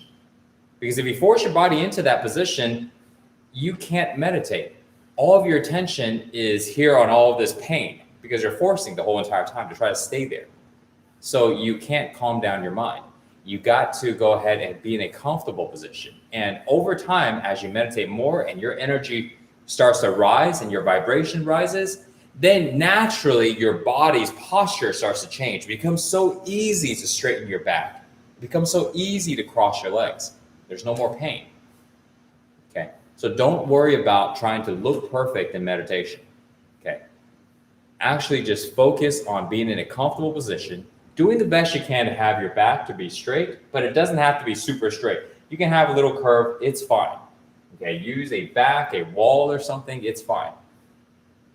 The most important thing is to prepare before you meditate. Prepare your body and mind. Get your body to be calm, get your mind to be still before you actually go into meditation. So this way you can actually meditate. Okay. And then on that topic, how do you prepare to get into the meditative state? So how do we prepare to get into the meditative state? Okay. We now are listing different things, right? Stillness. We listed on releasing tension. We listed exertion. Okay. There is one more, and that is stretching. So the way that we prepare our body and our mind to get into a meditative state is Stretching, exertion, releasing tension, stillness. We do these things to go ahead and get the body to be prepared. So when I'm teaching flow training, what we're doing, the actual practice, all the movements, and you guys probably have seen it, okay, because you're here on this live, to where you're doing drop down arms and you're slapping your body. All these things is to help prepare the body to be able to meditate and prepare the mind, okay. We do 4 parts, and the last part is meditation. So we do energy circulation, which is like Qigong warm-ups, combined with a fusion of different styles to go ahead and tap the entire body to open up the energy. We then go through exertion by doing strength training. So this way, not only do we go ahead and exert the energy, so the energy slows down more and we can connect to it better, we also get into really good shape at the same time. Stretching, to go ahead and lengthen the body, lengthen the muscles and release tension that way, and allow us to connect. Breathing, so this way we can go ahead and open up the energy even more and clear any type of blockages. And then the last thing we do is meditate. So we literally do 4 different things before we meditate. That's why people that do flow training, but do flow training the correct way, can get into a meditative state. That, and on top of 7 principles, because the movement alone is not enough. We have to know how to do the movements. We need to know all the details of it. If not, we don't get the full effect. So the 7 principles are being applied in the movements as we are doing it. So it's not just, I'm not just doing a punch, or I'm not just doing a squat, or I'm not just doing a stretch. There are principles that I'm applying to this way I can do this stretch differently. So one of the principles, and Matt gave me a question, looks like one of you guys asked, is can you explain the 70% rule? Okay, so one of the principles is the 70% rule. Okay, so what the 70% rule is, we exert our energy up to 70%, 70% max effort. That means if you are doing, let's say you're doing a twist. You're doing a twist here. If you're doing it at 100%, then that means it's to the full capacity of what your shoulders can handle. You are tapping yourself really, really hard until you can't handle anymore. That's like 100% of your effort. You're giving all the energy that you can.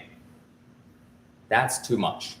The reason why that's too much is, number one, it creates discomfort. Okay, it's not comfortable. And when something is not comfortable to do, we don't want to do it very often. And when we don't want to do it very often, it's very difficult to become consistent. We aren't consistent anymore. We only do it once in a while. And if we don't be consistent, we don't get results. Second thing, when we push ourselves to that way, we can get injured very easily. And when we get injured, we can't be consistent. We can't even do the practice anymore. Okay. When we're at 70%, we have plenty of room to go ahead and push a little more, but we don't. Okay, so this way we can stay comfortable, we can progress in a good pace, but not go super extreme. Okay. Another thing, we get super sore when we push to 100%. When you stretch 100%, you can pull a muscle. When you do your workouts with 100%, you get so sore that you have to take days off and that you can't function. So we don't do 100%, we do 70%. But the 70% rule, how do you progress in 70% becomes the next question. This is how you do it. When you get to 70%, you are still challenging your body. You are still challenging yourself, but you're just not pushing it to the max. So when you get to that 70% and you're challenging yourself, now you don't have to recover and take off for 5-6 days because you totally worked your body to death and now you need all that recovery time. You can recover for 1 or 2 days and maybe not train that certain part or not do certain moves. And depending on your condition, you might be able to just do the same moves every single day. It really depends on your goal. For me, I do push-ups every day. I do squats every day. I stretch every day. I do the same moves every day. And so it's because I'm always at 70, and then now over time my body's used to it. If I want to go and push it a little bit more, so you don't even have to see max 70%. I push it a lot of times just to about 40, just about 50. And because I don't care to progress in becoming bigger, more muscles, or just becoming more athletic, I rather progress in my mind. I rather progress in connection to energy. And so it just depends on individual goals. If somebody wants to progress in building more muscle, burning more fat, getting more athletic, then they would need to switch up their exercise a little bit throughout each day. But if they want to just connect to energy, then you don't need to do that. But the 70% rule allows us to be able to be more consistent, allows us to enjoy our workouts more. It allows us to let go of constantly judging ourselves because we are trying to compete with other people and we're comparing with all this stuff. It does so much. And it starts to pour over into everyday life. Because the way that we work out, our mentality at it is the same thing that we do with everything else, like our work and like our relationships and everything else. If we go extreme 100% in our workouts, then we go extreme in our work. And when we do that, we go extreme 100% in the workouts, we get fatigued and super sore and we quit, we take time off and we stop, we can't stay consistent. And the same thing with work. We get burned out, we get sick, we have to take extended breaks because we work 3 weeks without stopping. And suddenly we are so gassed out. The 70% rule starts off with the practice, starts off with learning how to go and connect to ourselves, and then pours out into everything in our life. Now, we have a question about your flow training, flow track. Mm-hmm. You offer this as flow track, and then I have another question about now, how does the flow track community work? So you do that big on the Okay. So Matt just told me that somebody was asking about how does the flow track community work. So for you guys that are just jumping on, we talked about Flow Tribe, which is my online training community. And so the way it works is we have live trainings like this 2 times a week where I do coaching and we talk about topics. We do them on Zoom. So this way we can communicate back and forth. And I help you get deeper into connecting to your body, get deeper into feeling your body, and help you overcome anxiety, overthinking, all the emotions, and be able to help you get into better shape. So we do this twice a week. And on top of that, we also train twice a week live, physical practices. And they change from week to week. Sometimes it's focused on stretching or strength, more meditation. So it just kind of depends. Twice a week. On top of that, we also have a live group here. I host it on Telegram. And the live group, I'm on this every single day. Okay. I'm answering questions. I'm responding to messages. We go back and forth. So this way, everybody is getting the support on a daily basis. It's a group chat, and we post all kinds of different stuff. Okay. So this way you have the ongoing support. So when you run into questions, I'm there to go ahead and answer for you. On top of that, we also have the members library to where you have hundreds of coaching videos answering tons of different types of questions on how to go deeper into the body, meditation, how to deal with negative people, change your environment, and so forth. It's like over 200 videos. It pretty much covers almost everything that you can think of. And we keep adding more to it. So this way we make it more complete. Okay. And on top of that, over 100 different type of workouts. Okay. So this way there's plenty of variety to choose from. So the discount is on the top, $208 off the monthly price right now. The monthly right now is $297, and you can take off $208 off the monthly. Okay, this is a discount that I'm offering for you guys right now. I don't know how long I'm going to keep it up, but I want serious people. I want people that are ready to transform their body. Okay, that's why I'm giving such a massive discount. So if you guys are interested, join in. And if you really want, join into the annual. I gave a really, really big discount on that. Usually it's about $2,000 for the entire year because it's $300 a month. Right now, $1,407 off. It's like huge because I want to get committed people in. Okay, so I'm opening it up right now just for this. I don't know if I'll keep it up forever. So join in and get that. And also another thing I mentioned earlier, anybody that joins during this call right now, during this live, you're going to get a one-on-one with me. Okay, one-on-one. So we can dive into a lot of specifics and I will coach you, and that's a bonus. And so I don't know how long that will be because I don't have a lot of time. So if you guys are interested, please do that now. Okay. What's your thoughts on flow training with weightlifting? Flow training with weightlifting? Yeah, how do you find it? You add it into part 2. So exertion. When you are doing the part 2 of training, we start off with part 1, energy circulation. Part 2 of exertion, you use weights instead of the body weight training. Okay. You still apply the same principles because the principles are still the same, whether or not you're lifting weights or you're using your body weight. But so you apply the same principles, but you just use weights and you're doing different exercises. Okay. Yeah, good question.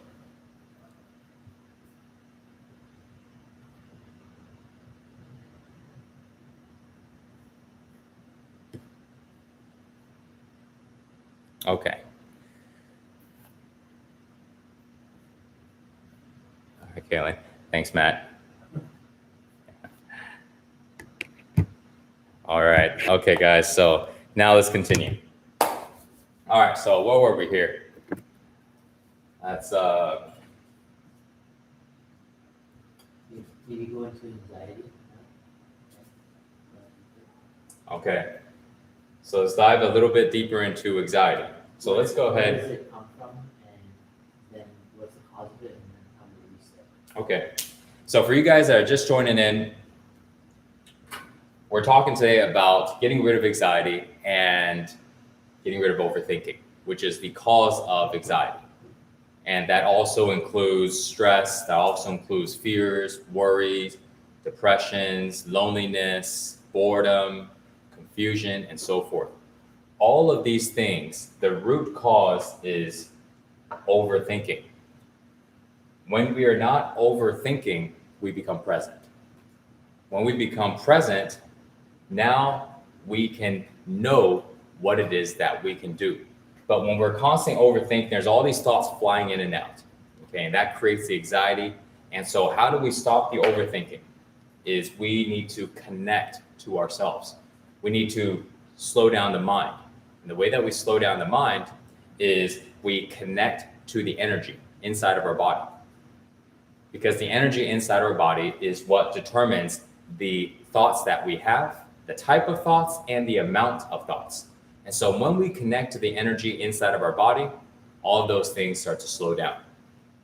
When the energy is bouncing around and super fast and chaotic, then the overthinking is constant and we can't stop it. We stop one and another one just comes in. But when we go to the root cause, which is the energy inside, we can stop it that way. So how do we connect to the energy? Feel it. We got to feel the body so we can connect to the energy because the energy is inside. It's inside of us. But to be able to connect to it, we have to feel it. And to be able to feel it means we have to feel our body. And how do we feel our body? By getting rid of what's blocking the feeling from happening. We have trapped emotions. Okay. So we have trapped emotions that are inside of us. And now we're diving in. We talked about ways to be able to feel, but now we're going to start talking about what blocks. What is it that is blocking our ability to feel? Let's say we're doing these things, right? We're doing the stillness, we're doing release tension, exertion, and stretching, which we didn't talk too much about stretching, but we'll cover that here as well. What's blocking us from being able to feel? The biggest thing that blocks us is trapped emotions. So how do we get trapped emotions? What is trapped emotions? So just imagine every single time that you've ever got stressed, that you've ever got angry, right? Something has happened in our life. What actually happened during that time? This thing happened, we saw it, we felt it in the body. Now, if we were a small child, our mind wasn't developed enough to understand what's happening in front of us. Our parents are fighting. We don't understand why, but we see what's going on. We see the tension. We see it. We can feel it. But we don't understand. If we don't understand, we can't properly process it and go, this is happening, but it's okay because this is how it is. This is what's going on. We don't have that understanding. We just see the energy. We just feel what's going on. So we can't process it. So we are feeling this. So now that we feel it, it's inside of us. Because we can't process it in our mind, we don't understand, we can't let it go. We don't know how to go and just let it go and relax. We don't know how to go and be still and release tension, exert and stretch and do all these things. We're just a child. All we know is that we saw what happened, we are feeling what's happening, and we don't fully understand it. The understanding helps with the processing. And the movement the body does too. As kids, we move around a lot, but without the understanding, we still can't fully process it. So then it gets trapped inside of our body. If it happened once, it may not be a big deal. But how about if it happens over and over and over and over? You know, not everybody grew up in a very nice childhood. Not everybody had, parents that didn't argue. Not everybody went to school and were treated nicely. Not everybody has the most loving siblings. It's not that they didn't love us, but maybe our parents didn't know any better as well because they weren't treated the way that they would want to be. And it's just a ripple effect all the way down. So what happens is these emotions that we've experienced, we didn't let them go when it happened. Why? Because when we are trying to express our emotions and we're crying out, all this stuff, nobody wants, we see how we are treated when we express openly like that. We see how we are treated when we're mad and we just go and stomp around, do all this stuff. We get punished, we get in trouble. So over time, as we start to recognize, it's not good to go and express emotion like that. We get in trouble, people look at us weird, they don't want to be our friend, we're seen as we get made fun of. So we start to learn this. So then what do? We stop doing that.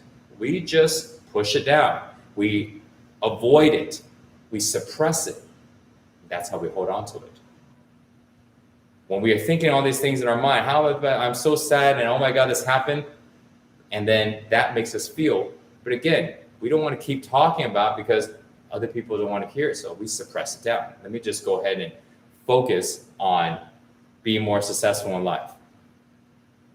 But inside, when we're feeling all of these things, we just wanted to release it and feel better, but we never had permission to, and we didn't know how to do it. So over time, these emotions get stacked on top of each other over and over and over for 20, 30, 40 years and more.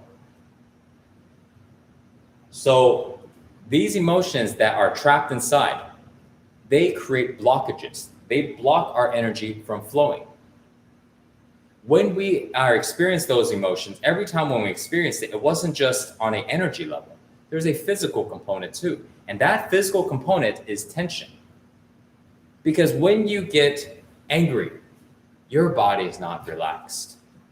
When you get scared, your body's not relaxed.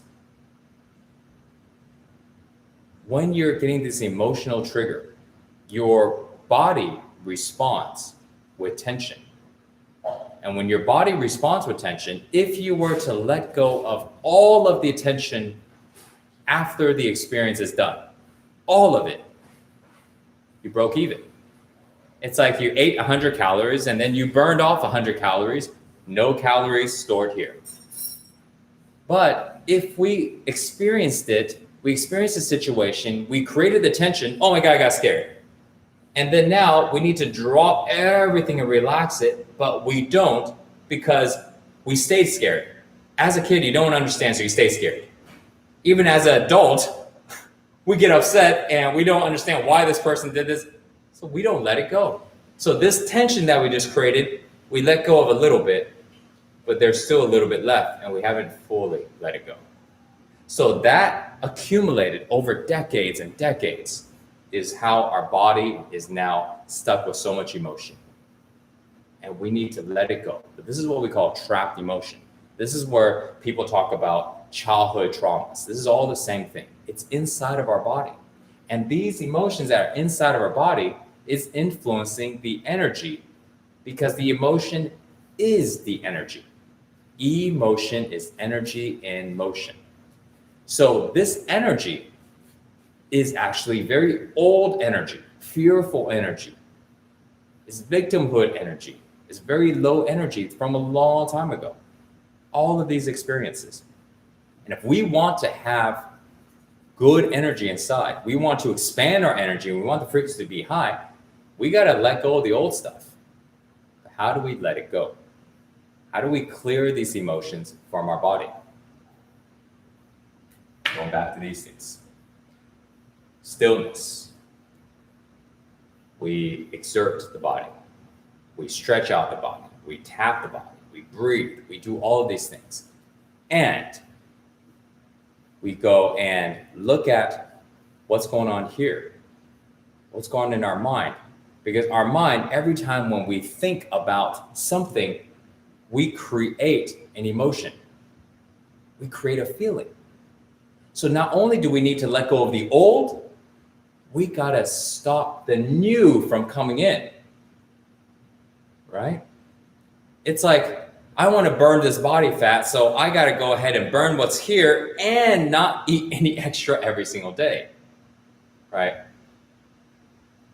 So we need to stop the accumulation of new stress, new emotions trapped inside of us while we get rid of the old. Okay. So how do we do that? Through physical training to physically release the body and teach the body how to be able to not accumulate more. So physically doing all these movements, all the way to meditating, is to clear the old and to teach our body how to not accumulate more. And how do we teach our body not to do that? By making our body into like a filter. It comes in and it goes out. It just comes right through us. Right now, most of us, it comes in and just traps, just gets stuck, but it doesn't pass through. This is what we call attachment. We become attached to what they said. We become attached to that experience. We become attached to this thing. And our attachment is holding on to all this stuff. It's trapped energy. When we let go of the attachments, everything passes through. So even when new events are happening, people are treating us bad and the world is doing crazy stuff like it is right now, we are aware of it, but we don't hold on to it. We are aware of it and we let it pass. That doesn't mean we don't do anything about it. It means we don't hold on to it inside of us. And we don't hold on to it inside of here, inside of our mind. So the physical practice helps with letting go of the old and teaching our bodies not to hold on to the new. The principles, the training principles, teaches our mind to let go of the old, forgive those people that done you wrong, let it go, have peace with it, let go of the grief, let go of the guilt. It's okay. You are perfect the way you are now. You don't need to be this person, this person. You are the person you want to be right now. You are perfect where you're at. Stop trying to be that person. Stop trying to be that. The principles help us develop our mind like that. And to be able to let go of new things that we learn, like new stresses, new problems that are happening, and how to be able to deal with them so we don't create it and hold on to it. Because new stresses are happening all the time. New things are happening all the time. So they're not happening just to our body, also happening to our mind. And just the same way, like we let go of the accumulated energy and we stop holding on to new ones, we let go of old thoughts and old habits, all this stuff, and we don't hold on to new stresses and challenges that come our way. Okay. The combination of those two things, that is how we go ahead and create real transformation. That's how we can get rid of anxiety, get rid of depression, get rid of stress. Not that because we are living this awesome, cool, peaceful life and that life is not stressful. No, it's not that, okay? But it's because when we are dealing with stress, we don't hold on to it. It's like saying we take a shower, we're clean, but now we're gonna stay clean forever. No, we take a shower and then we go out, we get into the world, we get dirty. But we take a shower and we clean off every night. We don't accumulate this dirt. Okay, that's the same thing with stress. That's the same thing with problems. It's not that we're not going to have them. It's just that we don't hold on to them. So it happens, but when it happens, we let it go very, very quickly. And so we are always connected to ourselves. We are always in a state of calmness, in a state of centeredness. No matter what chaos is happening around us, we aren't as influenced by the outside anymore because we are connected to ourselves, connected to the energy inside of us. How? By feeling. How do we feel?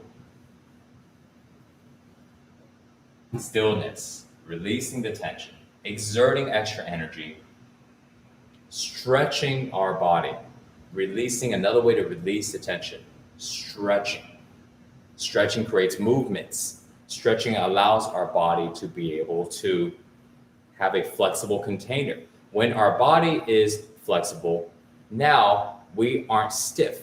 Now our blood vessels are not as stiff. Our muscles are not as stiff. It's like if we want to go ahead and open up something, we bend it around. We go and clear through the inside of it. One thing is not enough. So is stretching good independently? Yes. Is it good enough just by itself? No, we need more things. That's why we have so many different things that we incorporate all at once. Because we want to get the fastest results. We don't want to just do a little bit and then wait 5 to 10 years. You want results like end of today, right? You don't want to wait. Our life is not waiting. So why do we need to go ahead and do things that are slow? We want to get results and we want it now because we want to create the change now. That's why we go with multiple approaches, because we know that the basis of it is we want to get rid of the anxiety, get rid of the overthinking, get rid of all this drama in our mind, stop the overthinking. To do that, we got to connect to the energy. To connect to the energy, we got to feel into the body. And to feel into the body, we need to get rid of all the stuff that is blocking us from feeling into the body, blocking us from connecting to the body. And so instead of just using one tool, we're going to use as many tools as possible. Okay, as many tools as possible. And given that we have enough time, because we don't have all day long, we can't spend 3-4 hours. As some of you guys may know, I used to do a 4-hour practice every single day. When I started this path and I started learning about this philosophy, and I was like, oh my God, this is the way to do it. My practice was 4 hours long. And given I was very fortunate that I had the opportunity to do that, but even somebody like me who loves to work out can't handle doing 4 hours every single day. I got a life, I need to live. And I didn't have much life, to be perfectly honest. My life was train, study, train, and that's it, nothing else. Hang out? I don't hang out. If I hang out, it's to go ahead and learn more about training and studying. I committed everything because I wanted to be able to learn exactly what it is that I'm sharing with you today. 6 years ago, I had the experience that I share sometimes, and I won't dive too much into it. I don't want to go into it now. But I had an experience that led me down this path, and I wanted to go ahead and help everybody and to teach people what it is that I've learned now. Because every single person needs to know how to do this, because every single person is dealing with this. And most people just don't have the understanding. They have a lack of understanding of this. If they have lack of understanding, they don't do anything about it because they don't understand what's happening. Okay. So All right, guys. So I'm going to go through some questions again. Let me know, and please, guys, ask if you don't have, if you have questions about what it is I'm talking about. You see, I'm repeating it over and over and over because repetition creates mastery. Repetition. We got to hear it over and over. This is very complicated stuff, and I know that. So if you go, man, I'm trying to grasp this, and I'm not grasping it. Hey, we're on the same page. Okay, we're on the same page. I spent years going over it, over and over. The only thing is I was pulling it from like 20 different sources, from religion to books to videos to in person to my own experience and on, to plant medicines and all kinds of stuff to try to get this understanding that I'm explaining to you right now. Okay, so it took a while. So I totally understand if there's questions. I want to be here to help you with the most important things, okay? Which is to go from lack of understanding to what's happening to understanding and knowing what the answer is, what you need to do. So this way, every time when you're doing what is needed, when you are connecting to your energy, you know what it is that you're doing and you know why. So this way you can stick to it, okay? And know that I am here to provide support on an ongoing basis, okay? On an ongoing basis. I posted a discount code on top of this page, on the comments. So I'm providing a very big, huge discount for you guys to join into my online group. So this way we can do this on a weekly basis. Okay. Training lives, coaching lives, 2 times a week, and everyday support through group chat. Okay, through the Flow60 Community. So along with all the videos and the coaching and the workouts and all that stuff, hundreds of coaching videos, over 100 workout videos. So this way you have the tools, okay? So I want committed people, which is why I'm doing a massive discount. And I'm only offering it right now. So join in if you feel called to want to really dive in and to really create this change. And I want to be here to support you, okay? Do you want to just shout out Lionheart Jason, who just signed up and is doing the one-on-one, wants to do one call with you? Awesome. Yes. Yes. All right. Lionheart Jason. Awesome. So you just joined in. Yes. I'm looking forward to connecting with you. And Lionheart, you said also that you signed up for the bonus for the one-on-one call. Yes. Let's chat. Let's chat. Book it and book it soon. So this way, before my schedule gets filled up, and I'd love to go and connect with you. So guys, I'm doing a bonus right now where you get a one-on-one call with me so we can dive into any of this and we can dive into your specific scenario and see how I can support you. It's a one-on-one coaching call. It is absolutely free right now, and it is just the bonus I'm throwing in for you guys right now, but you got to join in now.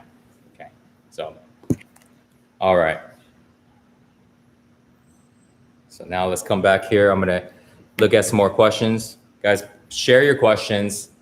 You can ask me anything here to help you understand deeper. I want to make sure that you guys can fully understand this and you know the solutions, what you need to do. And we're going about 2 hours in now. All right.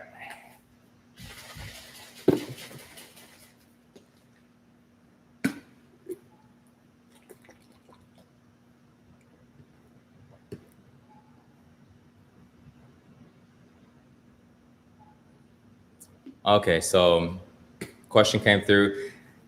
How do you go over childhood pain getting from your parents? If you saw others have better experience with parents, feel why it happens to you. Okay. So the question looks like, so how do you deal with childhood trauma coming from parents? Maybe parents did something to you, or maybe they didn't treat you nicely. So number one, okay, first thing, understand that they were doing their best. They're not deliberately trying to hurt you. Nobody's really deliberately wanting to hurt people, okay? In general, people tend to have a good heart, but they a lot of times don't know any better. They're doing the best they can. And to be honest, brutally honest, sometimes the best they can sucks. I'm just gonna say it straightforward. Sometimes people's best is not good. but that doesn't mean that they are deliberately trying to hurt us or cause problems.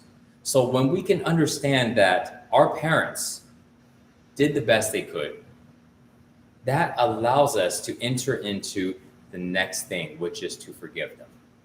Okay. If we don't understand it, we can't forgive. It's not just saying I forgive you and being upset inside, but it's actually understanding, putting ourselves in their shoes. Maybe they didn't have the resources or the person or the people, the right influences to guide them. And so therefore the events that happened the way they did, you know?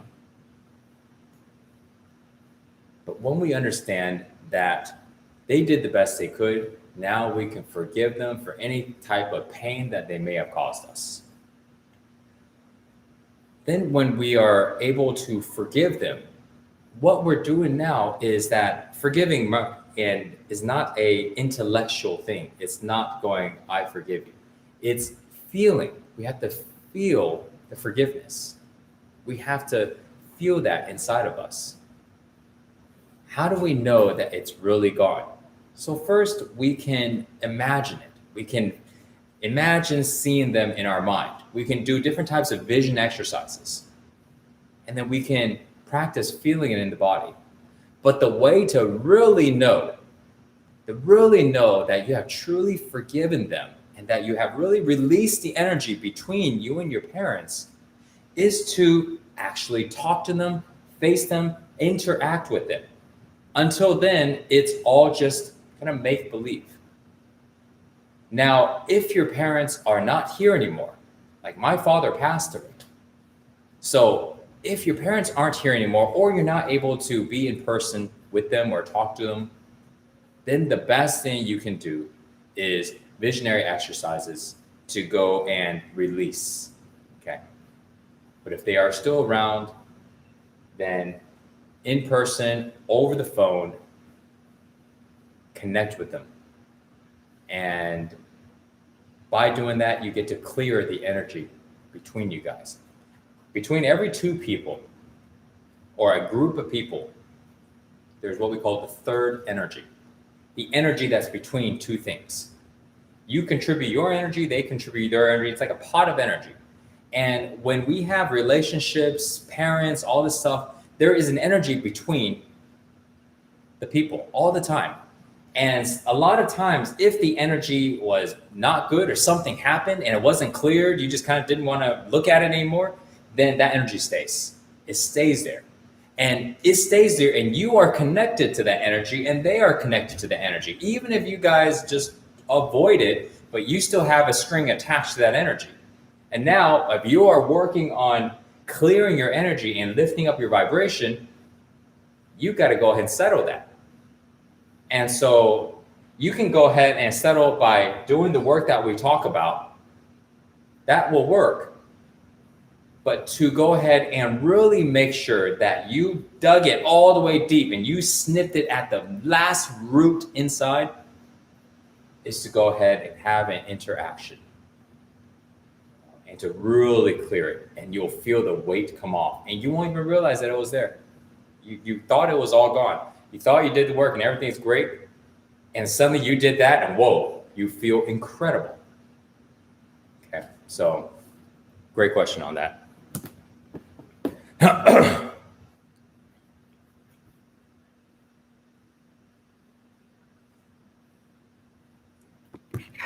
Okay, answering another question here. We're still live here on Instagram? Yeah, still live. Okay. All right, so another question came through. What's your opinion on social anxiety and struggles with voice projection around people? It's a good question. So social anxiety comes from overthinking, comes from self-judgment. It comes from judging other people. It comes from constantly thinking. When we're not thinking, there is no anxiety. Anxiety doesn't exist. Anytime when you have anxiety, pay attention to your mind and you're going to hear constant chattering. And then the chatter is creating all of the emotions and all of the uncomfortable feeling, the anxiety. When we stop the overthinking, we stop the anxiety. Okay, how do we do that? We're gonna go through that one more time. You guys ready? Okay, all right. How do we overcome overthinking? By changing the energy inside of us. By raising the frequency of energy inside of us, because energy is the basis of it, okay? And by connecting to the energy and getting the energy to be still, so this way our mind stops chattering. How do we go ahead and do that? How do we connect to our energy? By feeling in our body. How do we feel into our body? By getting rid of what's blocking the feelings. Through stillness, releasing tension, exerting the energy by stretching so we can connect to the energy. How else do we connect to our energy? So we can be able to feel more. By clearing the stuff in our mind, all the stuff from the past, okay, and all the stuff in the future, that future stresses. By clearing those things, by having an understanding, by studying principles on how to do that, so this way we can clear those things. Now, our energy is cleared in our body, our mind is still, and we have a new perspective on how to look at things.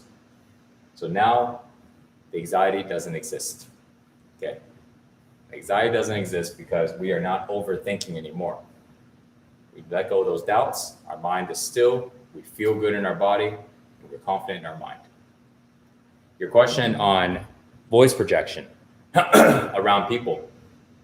So if you want to speak with projection, you just have to stop yourself you just have to stop stopping your stuff, okay? You are actually preventing your voice from projecting. And you may not realize it, or maybe you do. Your throat needs to be loose.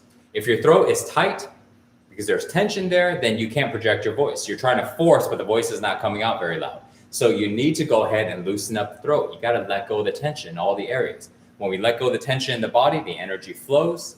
And when the energy flows, your energy can amplify. Because you need a lot of amplified energy to project the voice, right?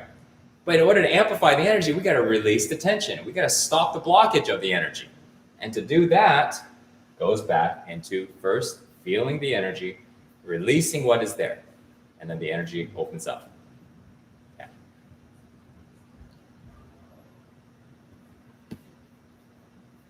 All right.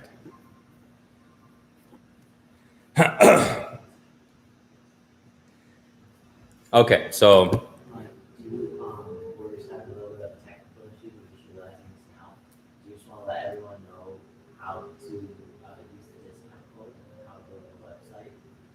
Because I'm posting a link in here in our feed, but it's not. Looks like it's not showing up. And if they go to our website, it's not coming up as well. So maybe go over how they get to the discount. Okay, so I was just notified now that there might be some technical issues here, and apologize for that. I'm not the tech guy. I'm no good at tech, so I apologize for that. For you guys that want to go ahead and jump onto the membership, get the discount, okay, 208 off or 1407 off. That's the discount code, literally $208 off every month or $1,407 off every month. Go to flowtribe.us, okay? Flowtribe.us. I'm gonna go ahead and type it in right here, so this way you guys can see. And bear with me here if you jump on and there's any issues here. We're working on getting it solved right now here. Monthly discount, typing it in right now.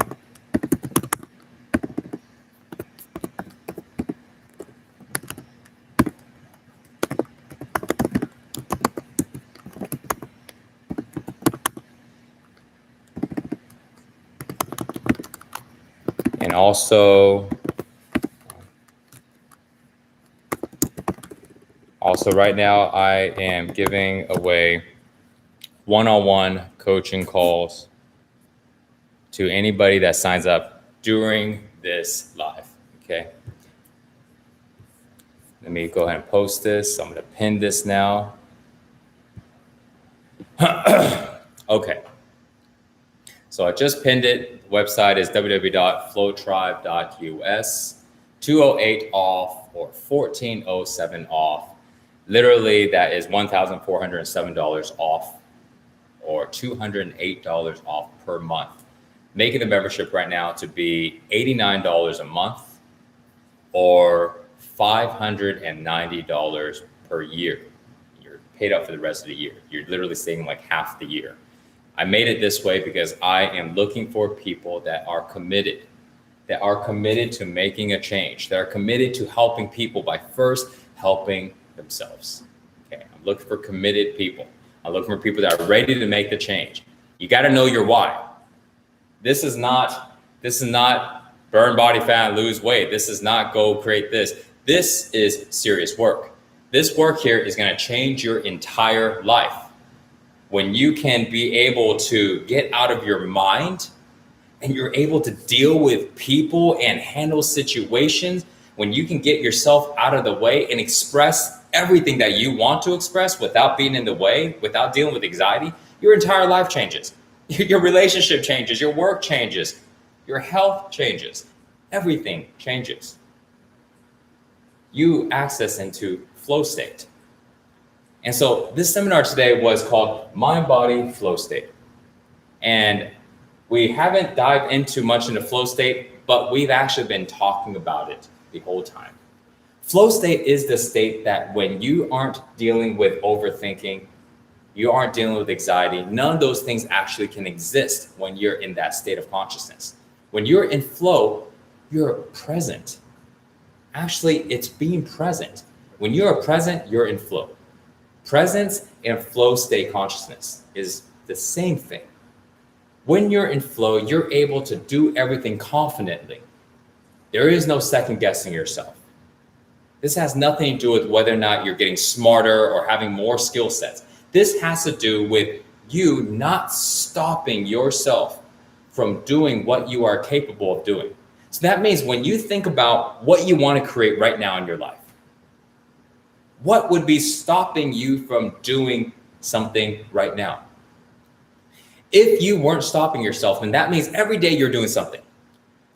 It may not be the exact thing that is moving you 5 steps, 10 steps forward, but you're still able to chip away, still able to do something. But the people that are not doing anything, and they have a desire, but they're not doing anything. Why? Why would that happen? We sabotage ourselves so much more than we can ever imagine. And when we can access flow state, we stop it at the root of that sabotage. We get rid of anxiety. We get rid of self-judgments. We get rid of stress, overthinking, and we just do the thing that we need to do at this moment, right now. Because that's what life is, just moments. And we keep doing what we need to do, and suddenly we see our life moving forward. We see our life unfolding. And all it had to do was getting rid of ourself sabotaging ourself. When we access that state is flow state. So that's why today the theme of it is mind, body, flow state. Because the way that we access flow state is to stop the overthinking so we can be totally present. And the way we do that is to connect to ourselves by connecting to the feeling inside. And the way that we connect to the feeling inside is by getting rid of everything that's blocking our ability to connect to that feeling. Those old trapped emotions and the thought patterns, the old patterns in our head. And the way that we do that is by clearing it through not one method, but multiple different methods. Multiple different methods of tapping the body, opening up the energy circulation, exerting the energy and opening up, stretching, breathing, and then meditating. We do meditation always at the end because we are preparing our body and our mind to be able to meditate. So we can get into a meditative state to where our mind can actually be still. If we don't, we only sit with our eyes closed, thinking. That's not meditating, that's just sitting with our eyes closed thinking.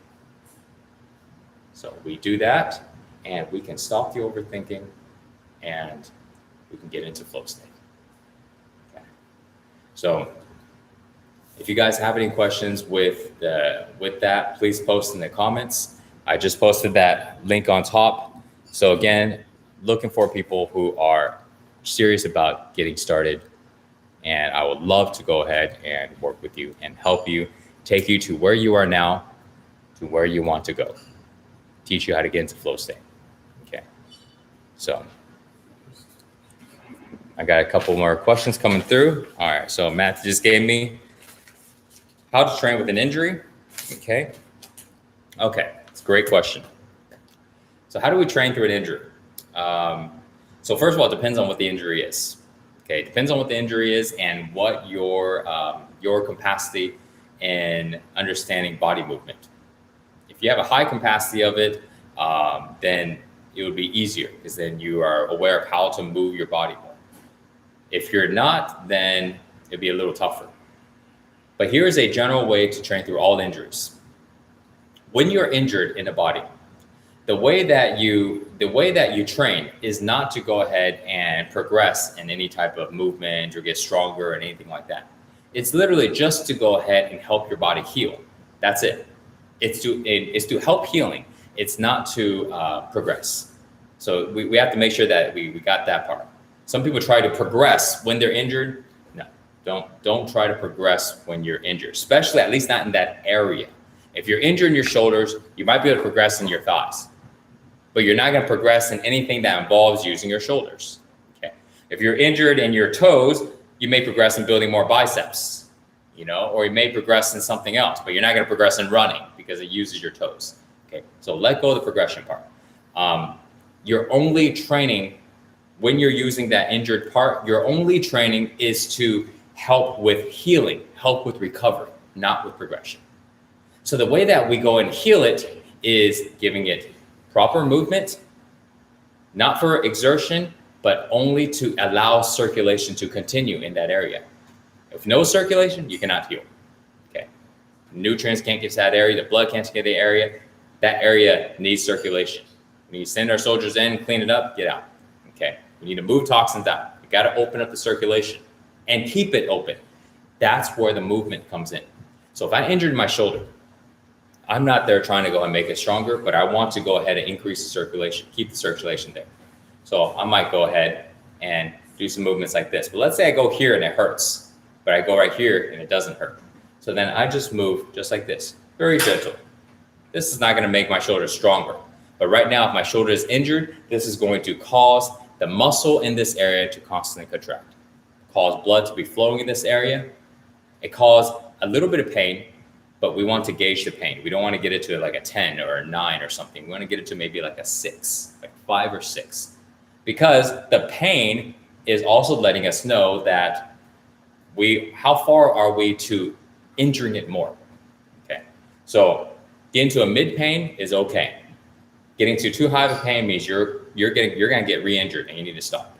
Okay, so doing this little movement, for example, every single day, do it 20 times, 40 times, do it 5 times throughout the day. Next day, if your shoulders are sore, do it a little less. If it feels fine, do it again. And then you may find that before you were able to go here and now you get to go here.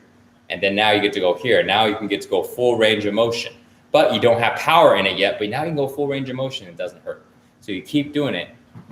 The movements that are hurting, but you just move it enough for the circulation. And then when you do that, getting proper rest, okay, movement, proper rest, and getting the right nutrition. So you make sure you eat clean. When you are injured, it's even more important to eat clean. It's always important, but even more because your body is not operating at capacity. Okay, so you want to eat clean so you can feed your body the right nutrients for it to heal. Make sure you get enough sleep so you can allow your body to recover and get enough movement so you can increase the circulation. Okay. Okay, next question. How can we open our mind to allow for more focus and increase our ability to learn? It's a great question. So imagine our mind like this board, right? Imagine our mind like this board. If we got all these different things on it, where are we going to learn more things? We got to find more spaces. We got a little space right here, little space right there. We got some space right here and right here, but we don't have enough space to learn a lot. Just little things because our mind is full. We need to clear our mind, right? We need to clear our mind, and then we're able to learn, increase our ability to learn because we have more space in our mind. When our mind is all jumbled up and we're constantly thinking, it's taking away our attention. We can't put our attention into new things. So therefore, when we are trying to learn new things, but we are still holding on to the old thing because it's in our mind, we can't learn this new thing because we can't pay attention to it. I have 100% attention, and let's say 70% of the attention is in my head, right? Let's say right now, right? I'm thinking about what I'm going to do later on, and what happened yesterday, and and other things. So now I only have 30% attention to learn this new thing, but this new thing takes more than 30% attention. So I need to go ahead and stop thinking, right? Overthinking. I got to stop all of this thinking. And then now I can take more of my attention and place it to this thing that I want to learn.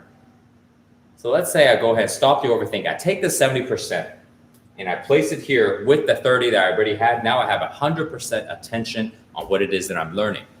So with more attention means I can actually learn more about this because I have more attention. It's how we are functioning. It's attention. Wherever our attention goes is where our energy goes. And it's what gets imprinted into our mind and into our body. Okay. So I hope I answered that. How can we open our mind to allow for more focus? Okay, so how do we open our mind? So that was how to increase the ability to learn. How do we open our mind is to stop the overthinking. Okay. When we stop the overthinking, we can open our mind. Our mind is also very limited by the thoughts that we currently have. So if we want to go and open up our mind, we need to go ahead and remove the thoughts. But removing the thoughts doesn't mean that we forgot the thoughts. The removing the thoughts just simply mean that we don't have it, we aren't thinking about it at this moment. Here's an example. If I was to go and ask you, think about a time in high school where you had a lot of fun and you really enjoyed it. Now, just think about that for a second. Now, let me ask you this question. Before I asked you that, were you thinking about it? Were you thinking about that time in high school where you're having a good time? Most likely, probably not. But by asking you this question right now, I would guess that almost all of you can go back into your high school days or your childhood days and think about a time that you had a great time. Think about that event, right? You didn't forget that event, but you weren't constantly thinking about it. That is the capacity of our mind. We can access information, throw it up in a cloud, and just leave it there and access it when we want. So imagine our mind as this huge cloud of information. And all this information is there. We can access all of it. But the way that we access it is when we pull it right here, and we can access it. But if right here is filled, then we can't access any of this because we got to pull it out of the cloud. But we don't have any room right now in our awareness, because we don't have any room in our attention. Our attention is filled with all this other stuff. So we can't access any of the information that we actually know. So we got to clear our attention. We got to clear it and become present. So now we go, I want to access this information. Boom, got it. All right, I don't need this anymore. Let me grab this one. Boom, got it. All right, I'm gonna grab this one and this one and this one. And now I'm gonna have all this right here, and I'm gonna study, and I'm gonna use this to do this thing. And then when I'm done, throw it back up there into the cloud. And now I'm present again, clear mind, totally focused. And then when I look at something, I need to figure it out, and we grab it from the cloud, come in, be aware of it, toss it back up, and I'm present again. We have the capacity to do that. But the ability to do that has to do with first stopping the overthinking, because the overthinking is our mind being filled, and we can't access the cloud. we can't access the information that we know, whether it's memories or skill sets or how to do anything. We can't access it because our current attention is being filled. So we got to clear our attention. We got to clear all this stuff so we become present. See, presence is when we clear it. When we aren't cleared, that means we aren't present, because I'm here looking at the screen, but I don't really see the screen. What I see is layers of thoughts, all this stuff. So I'm not actually here looking at it, right? It's like seeing clearly, but I'm seeing through like these filters, right? It's like I see through this paper. So I'm not really seeing this, I'm seeing this. Or it's like we do this. It's like we poke a hole in here, and then now I'm doing this. You see? It's like these are all thoughts, and I'm doing this, and I can see through. Because I can still see the screen, but I can also see all these thoughts that are there. That's what happens. You see, our awareness is like this.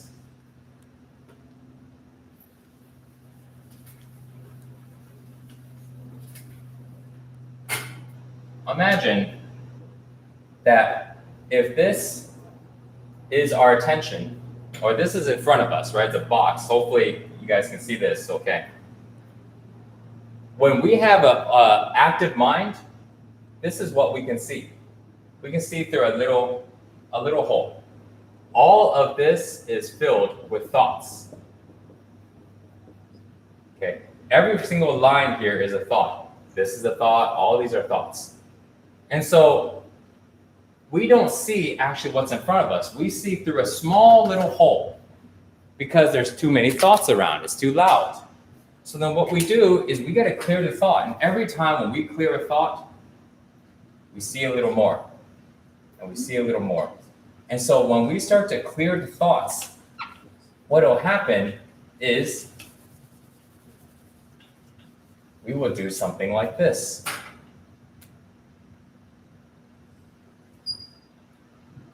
Now we can see more, you see?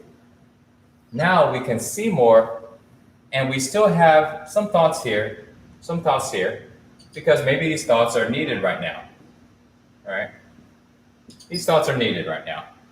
But we cleared a space for us to be able to direct our attention, to pay attention. We created a space for us to be able to learn. We created a space for us to be able to be aware about what's actually happening right now and not getting lost with the thoughts. Because every time when we are having thoughts, if we don't let those thoughts go and become present again, we put in a thought there, and now we can't see as clearly. But we can't tell when it's just one or two. But over time, we keep putting more thoughts, and we don't let go of those thoughts. Like a computer, like our computers that have all these windows open, and you just keep opening up more windows and never close it, and now there's like 50 windows. You see? Now, we don't even realize that, but we can't even see clearly anymore because every one of these lines become a thought. And now we don't even see what's in front of us. What we see is through all these thoughts. That's what overthinking is. That is the feeling. And when all this is happening, the result of that is anxiety. The result of that is problems. Because when we're constantly thinking, we have now the ability to constantly create problems, constantly go ahead and worry about this, worry about that, judge this, judge that, constantly, because we're always thinking.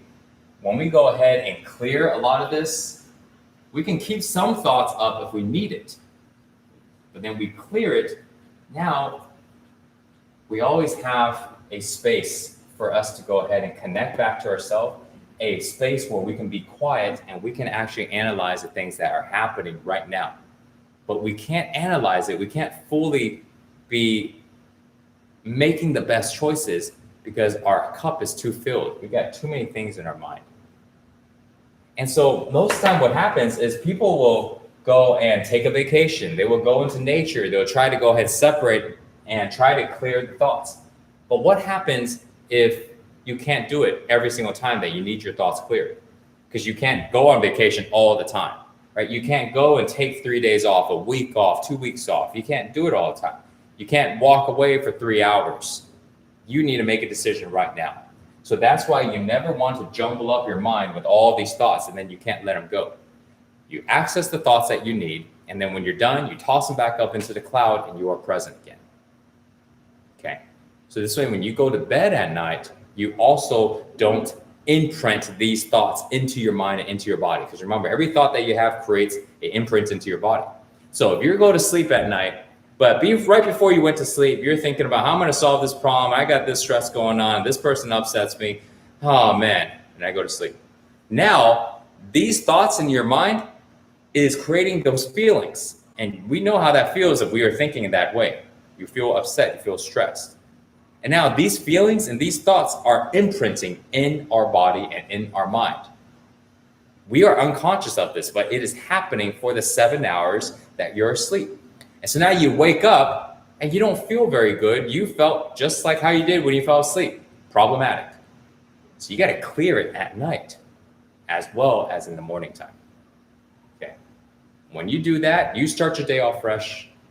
And then when you go to bed, you clear and let go of everything that happened the day so you can go to sleep fresh. You can go to sleep and actually recover, which then goes into what a lot of people run into, which is sleep problems.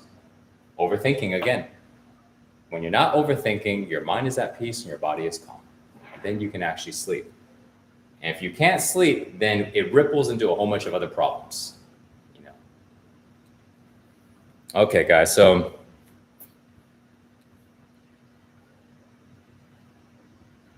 all right. Looks like I just wrote in. All right, so it looks like we have the link up there on the chat. So guys, for you guys just joining in now, today we are talking about overcoming anxiety. Okay, overcoming the overthinking. We dive into a lot of different things. I'm gonna do a quick recap again for you guys joining in and for you guys that have been watching. The more you hear this, the more it starts to make sense. You're starting to connect more dots. Okay. We're talking about anxiety, how to overcome anxiety, how to overcome stress, how to overcome these low emotions and all this stuff. The primary culprit thing is overthinking. We need to stop the overthinking so we can stop all of that. The way that we stop overthinking is to connect to our energy, to get our energy to be still. Okay. And the way to get our energy to be still is we got to be able to connect to energy. How do we connect to energy? By connecting to our body, by feeling into our body. So when we feel into our body, we can connect to the energy. And the way that we feel into our body is to go and get rid of everything that is blocking our ability to feel, because feeling is our natural ability. We should all be able to feel, and we are all born to be able to feel. And all the children right now are able to feel, okay? But the older we get, the less we are able to feel for most of us, because we stack up all of these trapped emotions, all the emotions, the traumas and the stress and all that stuff that we experience. It happens and we held on to it, and now it is blocking our ability to be able to feel. If we release it, we can feel. So how do we go ahead and release these things? Release it by two ways. We need to release it in our body, and we need to release it from our mind. In our body, we release it by releasing the physical tension. So this way we have a lot of physical tension every single time that we are experiencing these emotions. Just like when you get mad, when you get sad, when you get stressed, even when you get excited, you still can create tension. But all of those things, even the excitement, is causing you not to be able to feel. So we got to release all of the tension. Okay. Once we release the tensions, we get to be able to feel. How do we be able to do it in our mind? By stopping the constant thoughts that are coming in, the old beliefs. We have a certain belief about things. We don't forgive people. We're angry about all this stuff. We need to understand, we need to forgive, and we need to be at peace with it. And when we do that, our mind can support our body. And now this feedback loop between mind and body can both be changed. If we only change one, then the other one will start it back up. Okay. If we only change the mind, the body will trigger it back up through the emotion that it feels, get you to think about the things more. If you change just the emotions, the mind will get the emotions to start back up. So you got to change both of them, and you need to do them simultaneously. Okay. So When you were able to feel, now we're able to connect to the energy. Our energy becomes very still. Our vibration becomes very high, and we are not constantly thinking anymore. And then we become present. And when we become present, that's like we're talking about here, when we see things, we are able to see what's actually going on, and we don't see through a whole bunch of thoughts that are constantly happening in our mind. Our attention can be paid attention to what's happening now, instead of in our mind thinking about what's going to happen in the future or what has happened in the past. We get to go and pay attention now. Okay, that's the most important. We need to be paying attention now, because now is the only thing that's happening. Okay, so how do we go ahead and do that? How do we release it in the body and release it in the mind? Okay. Flow training is what I've developed over studying this now for 6 years. It is a method using 5 different methods to clear the body and 7 training principles to clear the mind. And we do them all simultaneously. And when we do that, it's condensed into a 60-minute practice we do every single morning and a shorter practice at night. And when we do that, we can go ahead and clear the body and clear the mind simultaneously at the same time. It is by far the fastest transformational tool, self-transformational tool out there. More effective than all the other stuff. Why? Because we're not dependent on plant medicines. We're not dependent on taking some substances. We're not dependent on going to this workshop, going to this event. We're not dependent on special tools. We're not dependent on anything outside of ourselves. There's only one thing that you need, and it is yourself. You don't even need a mat. You don't even need to do a yoga mat. You can do this anywhere, anytime. And therefore, this empowers you to transform yourself. Okay. And this is something that you can do forever. And you don't need any experience. You don't need to know fitness. You don't need to know yoga. You don't need to even know how to meditate. Okay. You don't need to know any of those things. You only need 2 things. Number 1, commitment. You need to know why you're doing it. You need to know why. That's very big. You got to know why you're doing it. You got to know what this is going to do to your life. Well, how's it going to change your life and get rid of your anxiety when you stop overthinking and you get rid of feeling bad? What's going to happen with your life? And number 2, okay, support. That doesn't mean having somebody next to you the whole time. But when you do have questions, you need to get them answered. That's going to allow you to move forward. You don't have the support, you will only go so far before the questions pile up and you become confused. Okay. Those 2 things. So for you guys that are feeling what I'm saying, and you guys are going, yes, that's me. Okay, I'm that. I'm committed and I'm down. I need support. Let's do this. I urge you to sign up to Flow Tribe. Flowtribe.us. Okay, I got a big discount posted on the top. You're going to get all the support that you need. Lives just like this, 2 times a week. Live trainings also 2 times a week. Daily support through the group. We have a group chat and Telegram. I'm on there every single day. And hundreds of coaching videos and workout videos. Okay. So it is by far the most amount of support for a very, very low price. Okay. $89 a month right now. So I got a massive discount on there. Right now it's currently $300 a month because I'm looking for committed people. Okay. No tire kickers. This is not just some videos and here and there. I'm spending my time every single day to supporting you guys because I want more people to learn this, to transform themselves, and to spread this to everybody because everybody needs to be able to do this. Everybody needs to know this information. This needs to be common knowledge. There should not be confusion to am I able to go and stop thinking. Everybody is dealing with constant thinking. Everybody's dealing with some level of anxiety, no matter if they talk about it or not. How do we go ahead and help everybody? And we do that by first helping ourselves overcome it, and then spreading it to our friends and our family and starting to lift up people around us. So I'm looking for committed people. And if that is you, please join in And as a bonus for joining in today on this live call, I'm going to give you a free coaching call, okay, free of charge. So this way I can help skyrocket that, give you a lot of momentum to get you going. Okay. So we are closing close to 3 hours. I'm starting to feel it in my throat. So I'm going to answer a few more questions and wrap this up. So guys, join in now.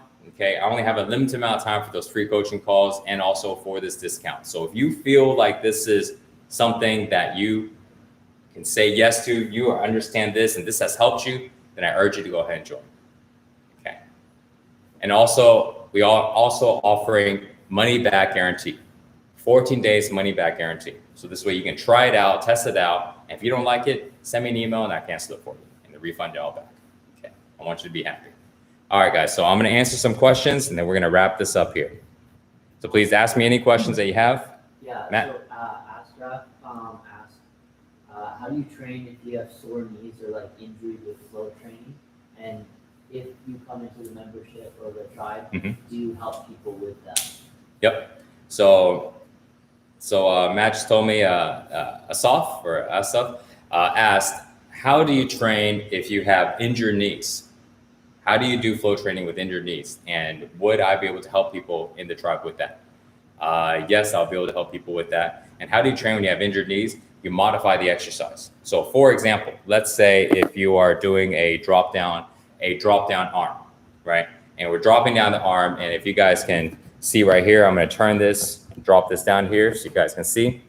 So let's say you see my knees, right? You see my knees, right? Do a drop down arm like that. Right?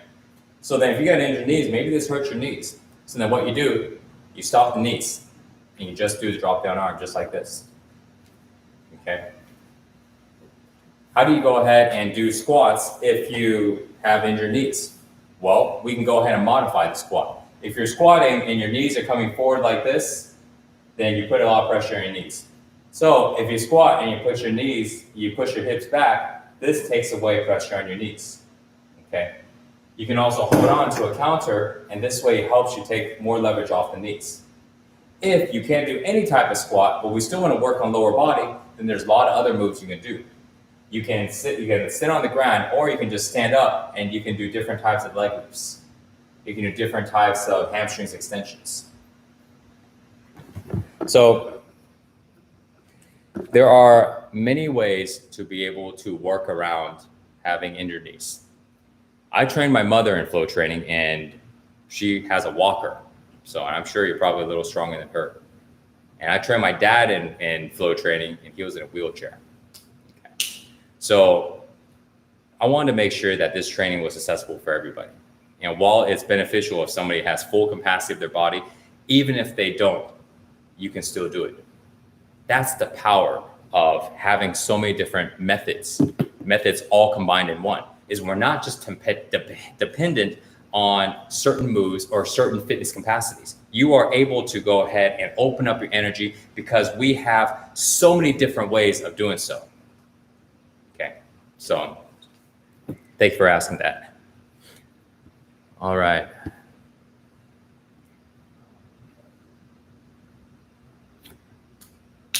Nate asks, as a student, I don't have the funds to purchase your whole program. Is there a cheaper alternative for someone like me?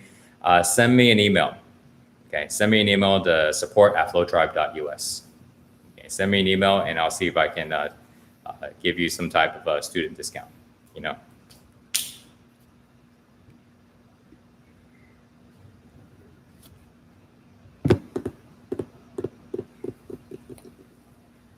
Okay, Stella asks, my question is, do we feel free when we need to be aware of what we think and to toss it aside, or when we are done? It's all based on controlled awareness. So let's read this question again.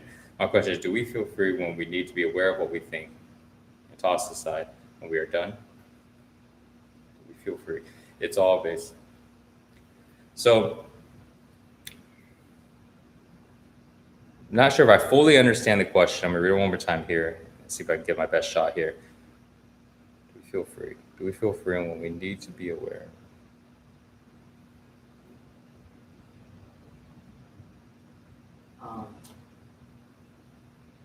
There's another question here. I got it.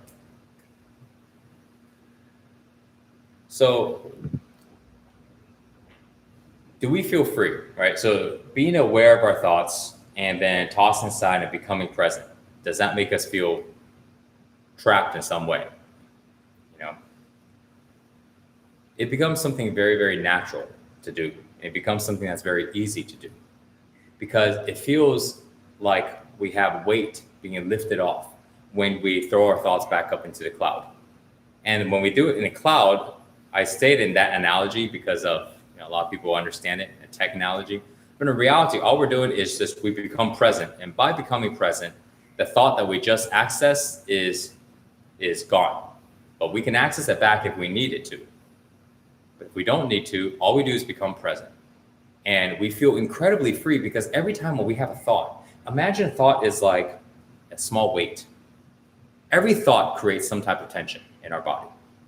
Okay, every single thought.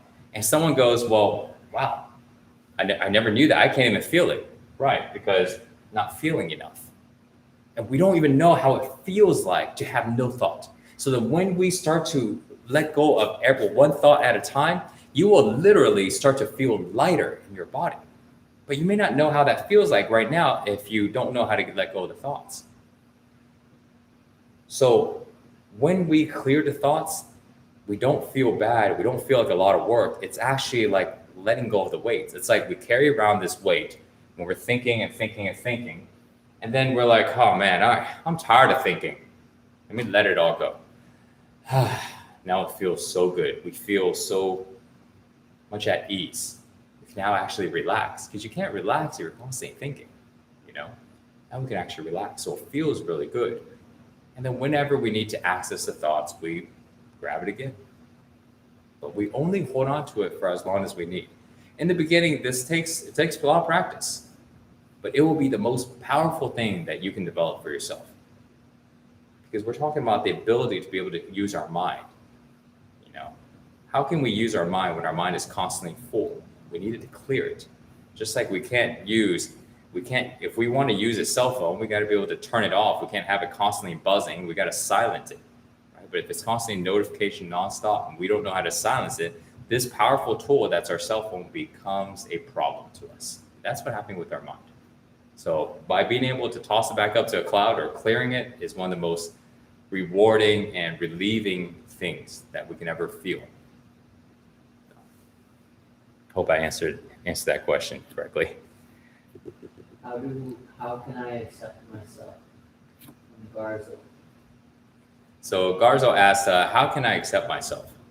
So to be able to accept yourself, we have to look at what is non-acceptance.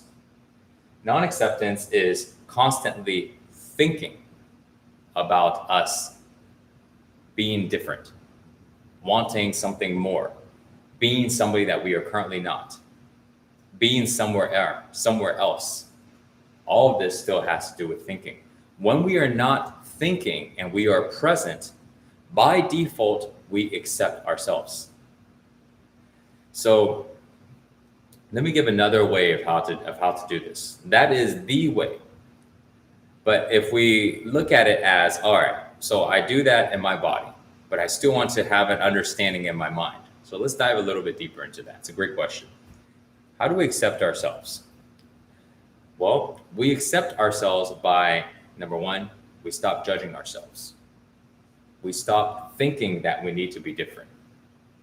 Everybody is different. Everybody is different. And the more that we are trying to compare ourselves to somebody else, the harder it is to accept who we are. Because we're constantly paying our attention to somebody else. We're constantly paying attention to their life. We're not paying attention to what we want. We're not paying attention to what we are doing. We're paying attention to what they're doing. We don't pay attention to what we have. We pay attention to what they have. And so the actual action of constantly looking at everybody else, paying attention to everybody else, creates comparison automatically. We don't even have to go, I am trying to compare. No, by paying attention to what everybody else is doing creates comparison. And through comparison, we now are judging ourselves, comparing ourselves to the person that we are seeing. We are comparing ourselves to other people's lives. And through comparing ourselves, now two things will happen. There's only two things that happen with comparison. Number one, we feel superior. I got more than they do. I'm better than them. I'm smarter than them. I'm better looking than them. Or the second thing, I'm less than them. I'm not as good as looking at them. I'm not as smart as them. I'm not as rich as them. I'm not as successful as them. So only one of those two things will happen, okay? Either we feel superior or we feel inferior. Neither one of those things are good, okay? We want to stop all of that. We want to stop the comparing. So when we compare like that, now when we feel inferior to somebody else, we can't accept ourselves. I'm not good enough. I want to be better like this person. I'm not doing enough. I need to go do more like that person. And I don't have enough. I need to have more like those people. But the root of it came to constantly comparing. So one of the principles that we practice on, okay, in Flow Tribe is no judgment, comparing, or competing. Now, it may sound like such a mountain to climb, and it may be, but I can show you how to do it, okay? And I can show you step by step. And it's not about deciding and then the next day or the next week or the next month, you just stop judgment. It doesn't happen that way, unfortunately. This takes work. But this ability to be able to not judge, compete, or compare will be so impactful because it is one of the root of problems, period. Like literally the root of all problems. That's how big it is. Comparing, competing, and judgment. When we stop competing, comparing, and judgment, we don't have problems in our life anymore. I mean, they rarely exist. Now, I know somebody here is going to have a lot of questions on this one, but because you asked it, so I wanted to kind of briefly talk into it. And if you don't understand it, it's okay, okay? I don't have food, I don't have money, I'm not judging, but I have a problem, right? That would be an extreme example. Or this person is beating up that poor, helpless person on the ground, that's a problem. But I'm not judging, I'm just saying that's happening. How can there not be problems if I don't judge, compete, or compare, right? Here's how. Judgment, labeling it as a problem is a judgment. But when we take away the label, then we just look at what's actually happening. So what's actually happening right now is I don't have food and I don't have any water. That's what's happening. I don't mentally label it as a problem, but that is what's happening right now. But when I am present, I'm aware that this is happening and there is an obvious action that I need to do. Go find food, go find water. But I don't mentally in my head label it as a problem. And when I don't label it as a problem, I don't feel problem in my body. Because feeling problem in my body doesn't help me get more food and water. Taking action, effective action, gets me food and water. Labeling doesn't, feeling my body doesn't either, okay? Okay, not feeling problems. So what do I need to do? I need to go ahead and get food and water. But there's no labeling needed. So now I can be present because I'm not in my head. Oh, sorry about that, guys. The phone just dropped. Okay, sorry, that was on Instagram. So there's no problem, there's just what is actually happening, okay? Same thing when it comes to a situation, person is hurting another person, hurting this helpless person. There's not a problem, but what is happening is that. So now I'm fully aware. What do I need to do? I need to go there and stop this person. I need to go ahead and grab somebody else. If I can't stop this person, I need to tell somebody else, hey, this is happening, we need to stop it, right? There's no problem. You see, problems are just labels that we put onto things. And when we can stop the constant overthinking and we become present, we don't have problems in life anymore. We only have situations and what we need to do to change it, or what we need to not do to accept it. There's no problems. Okay. So that's a great question, and I wanted to dive in. So that's it could take a little time, because if we keep thinking in our mind, the thinking mind is what creates the problems. Is what creates the judgment. When we're not thinking and we're present, everything is fine. So this will only make sense truly when you're experiencing presence. But if you're constantly thinking, then you'll think about another problem, think about, and we can't overcome it by thinking about it. Okay? Only when you fully experience this, then it makes clear sense. That's why some things is better to experience. We can't think our way through to understanding. We got to understand by experience. Okay. That's a great question, though. Maybe you're getting a lot of positive feedback. Like a lot of people are thanking you. Okay. And they appreciate it. Being like, wow, this is for free. Like you've been still on it. Like you got a lot of energy. It's really appreciative. So getting a lot of positive feedback. Awesome. So Matt just told me I'm getting a lot of positive feedback. Thank you guys so much for the comments, for letting me know that this is impactful for you. And my voice is getting down to about the end here. So I just want to say thank you guys for all joining in, for taking your time in the day to join in the whole time or just jumping in. It means a lot to me. And this is very, very impactful to transform people's lives. And I hope you got a lot out of it. My goal here was to help you understand the source of anxiety, the source of overthinking, and understand how to overcome it. And if what I shared today, if anything of what I shared today resonates with you, then I urge you to join in the training group. We do this every single week. We train together live on Zoom, and we do coaching calls like this live on Zoom twice a week, every week. We've been doing it now for almost 2 years now. There's a lot of powerful transformations. And on top of that, also every single day in the group chats, I'm there supporting people, answering questions, and helping out. And also there are hundreds of videos for coaching and training. So it is a very, very powerful tool. And I'm providing a massive discount. Okay, use the discount code 208OFF, which gives $208 off the monthly, or $1407 off on the yearly, which gives a massive discount. The $300 a month drops down to only $89 a month.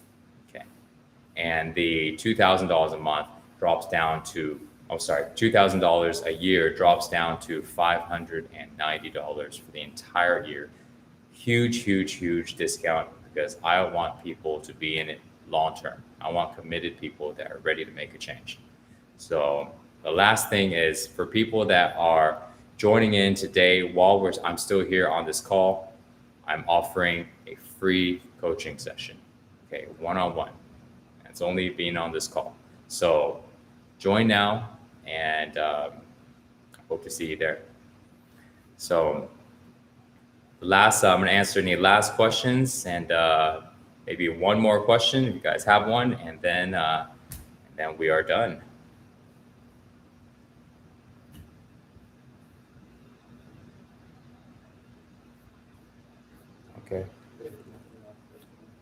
Okay. All right. Perfect. Matt just told me all the questions are answered. Perfect. I came on today promising you guys that I'm going to answer every single question. Okay. And I hope I did my best to do that. So thank you guys again for joining in. Go to flowtribe.us if you want to go and join in the training group and start doing this with me weekly basis. Join the group.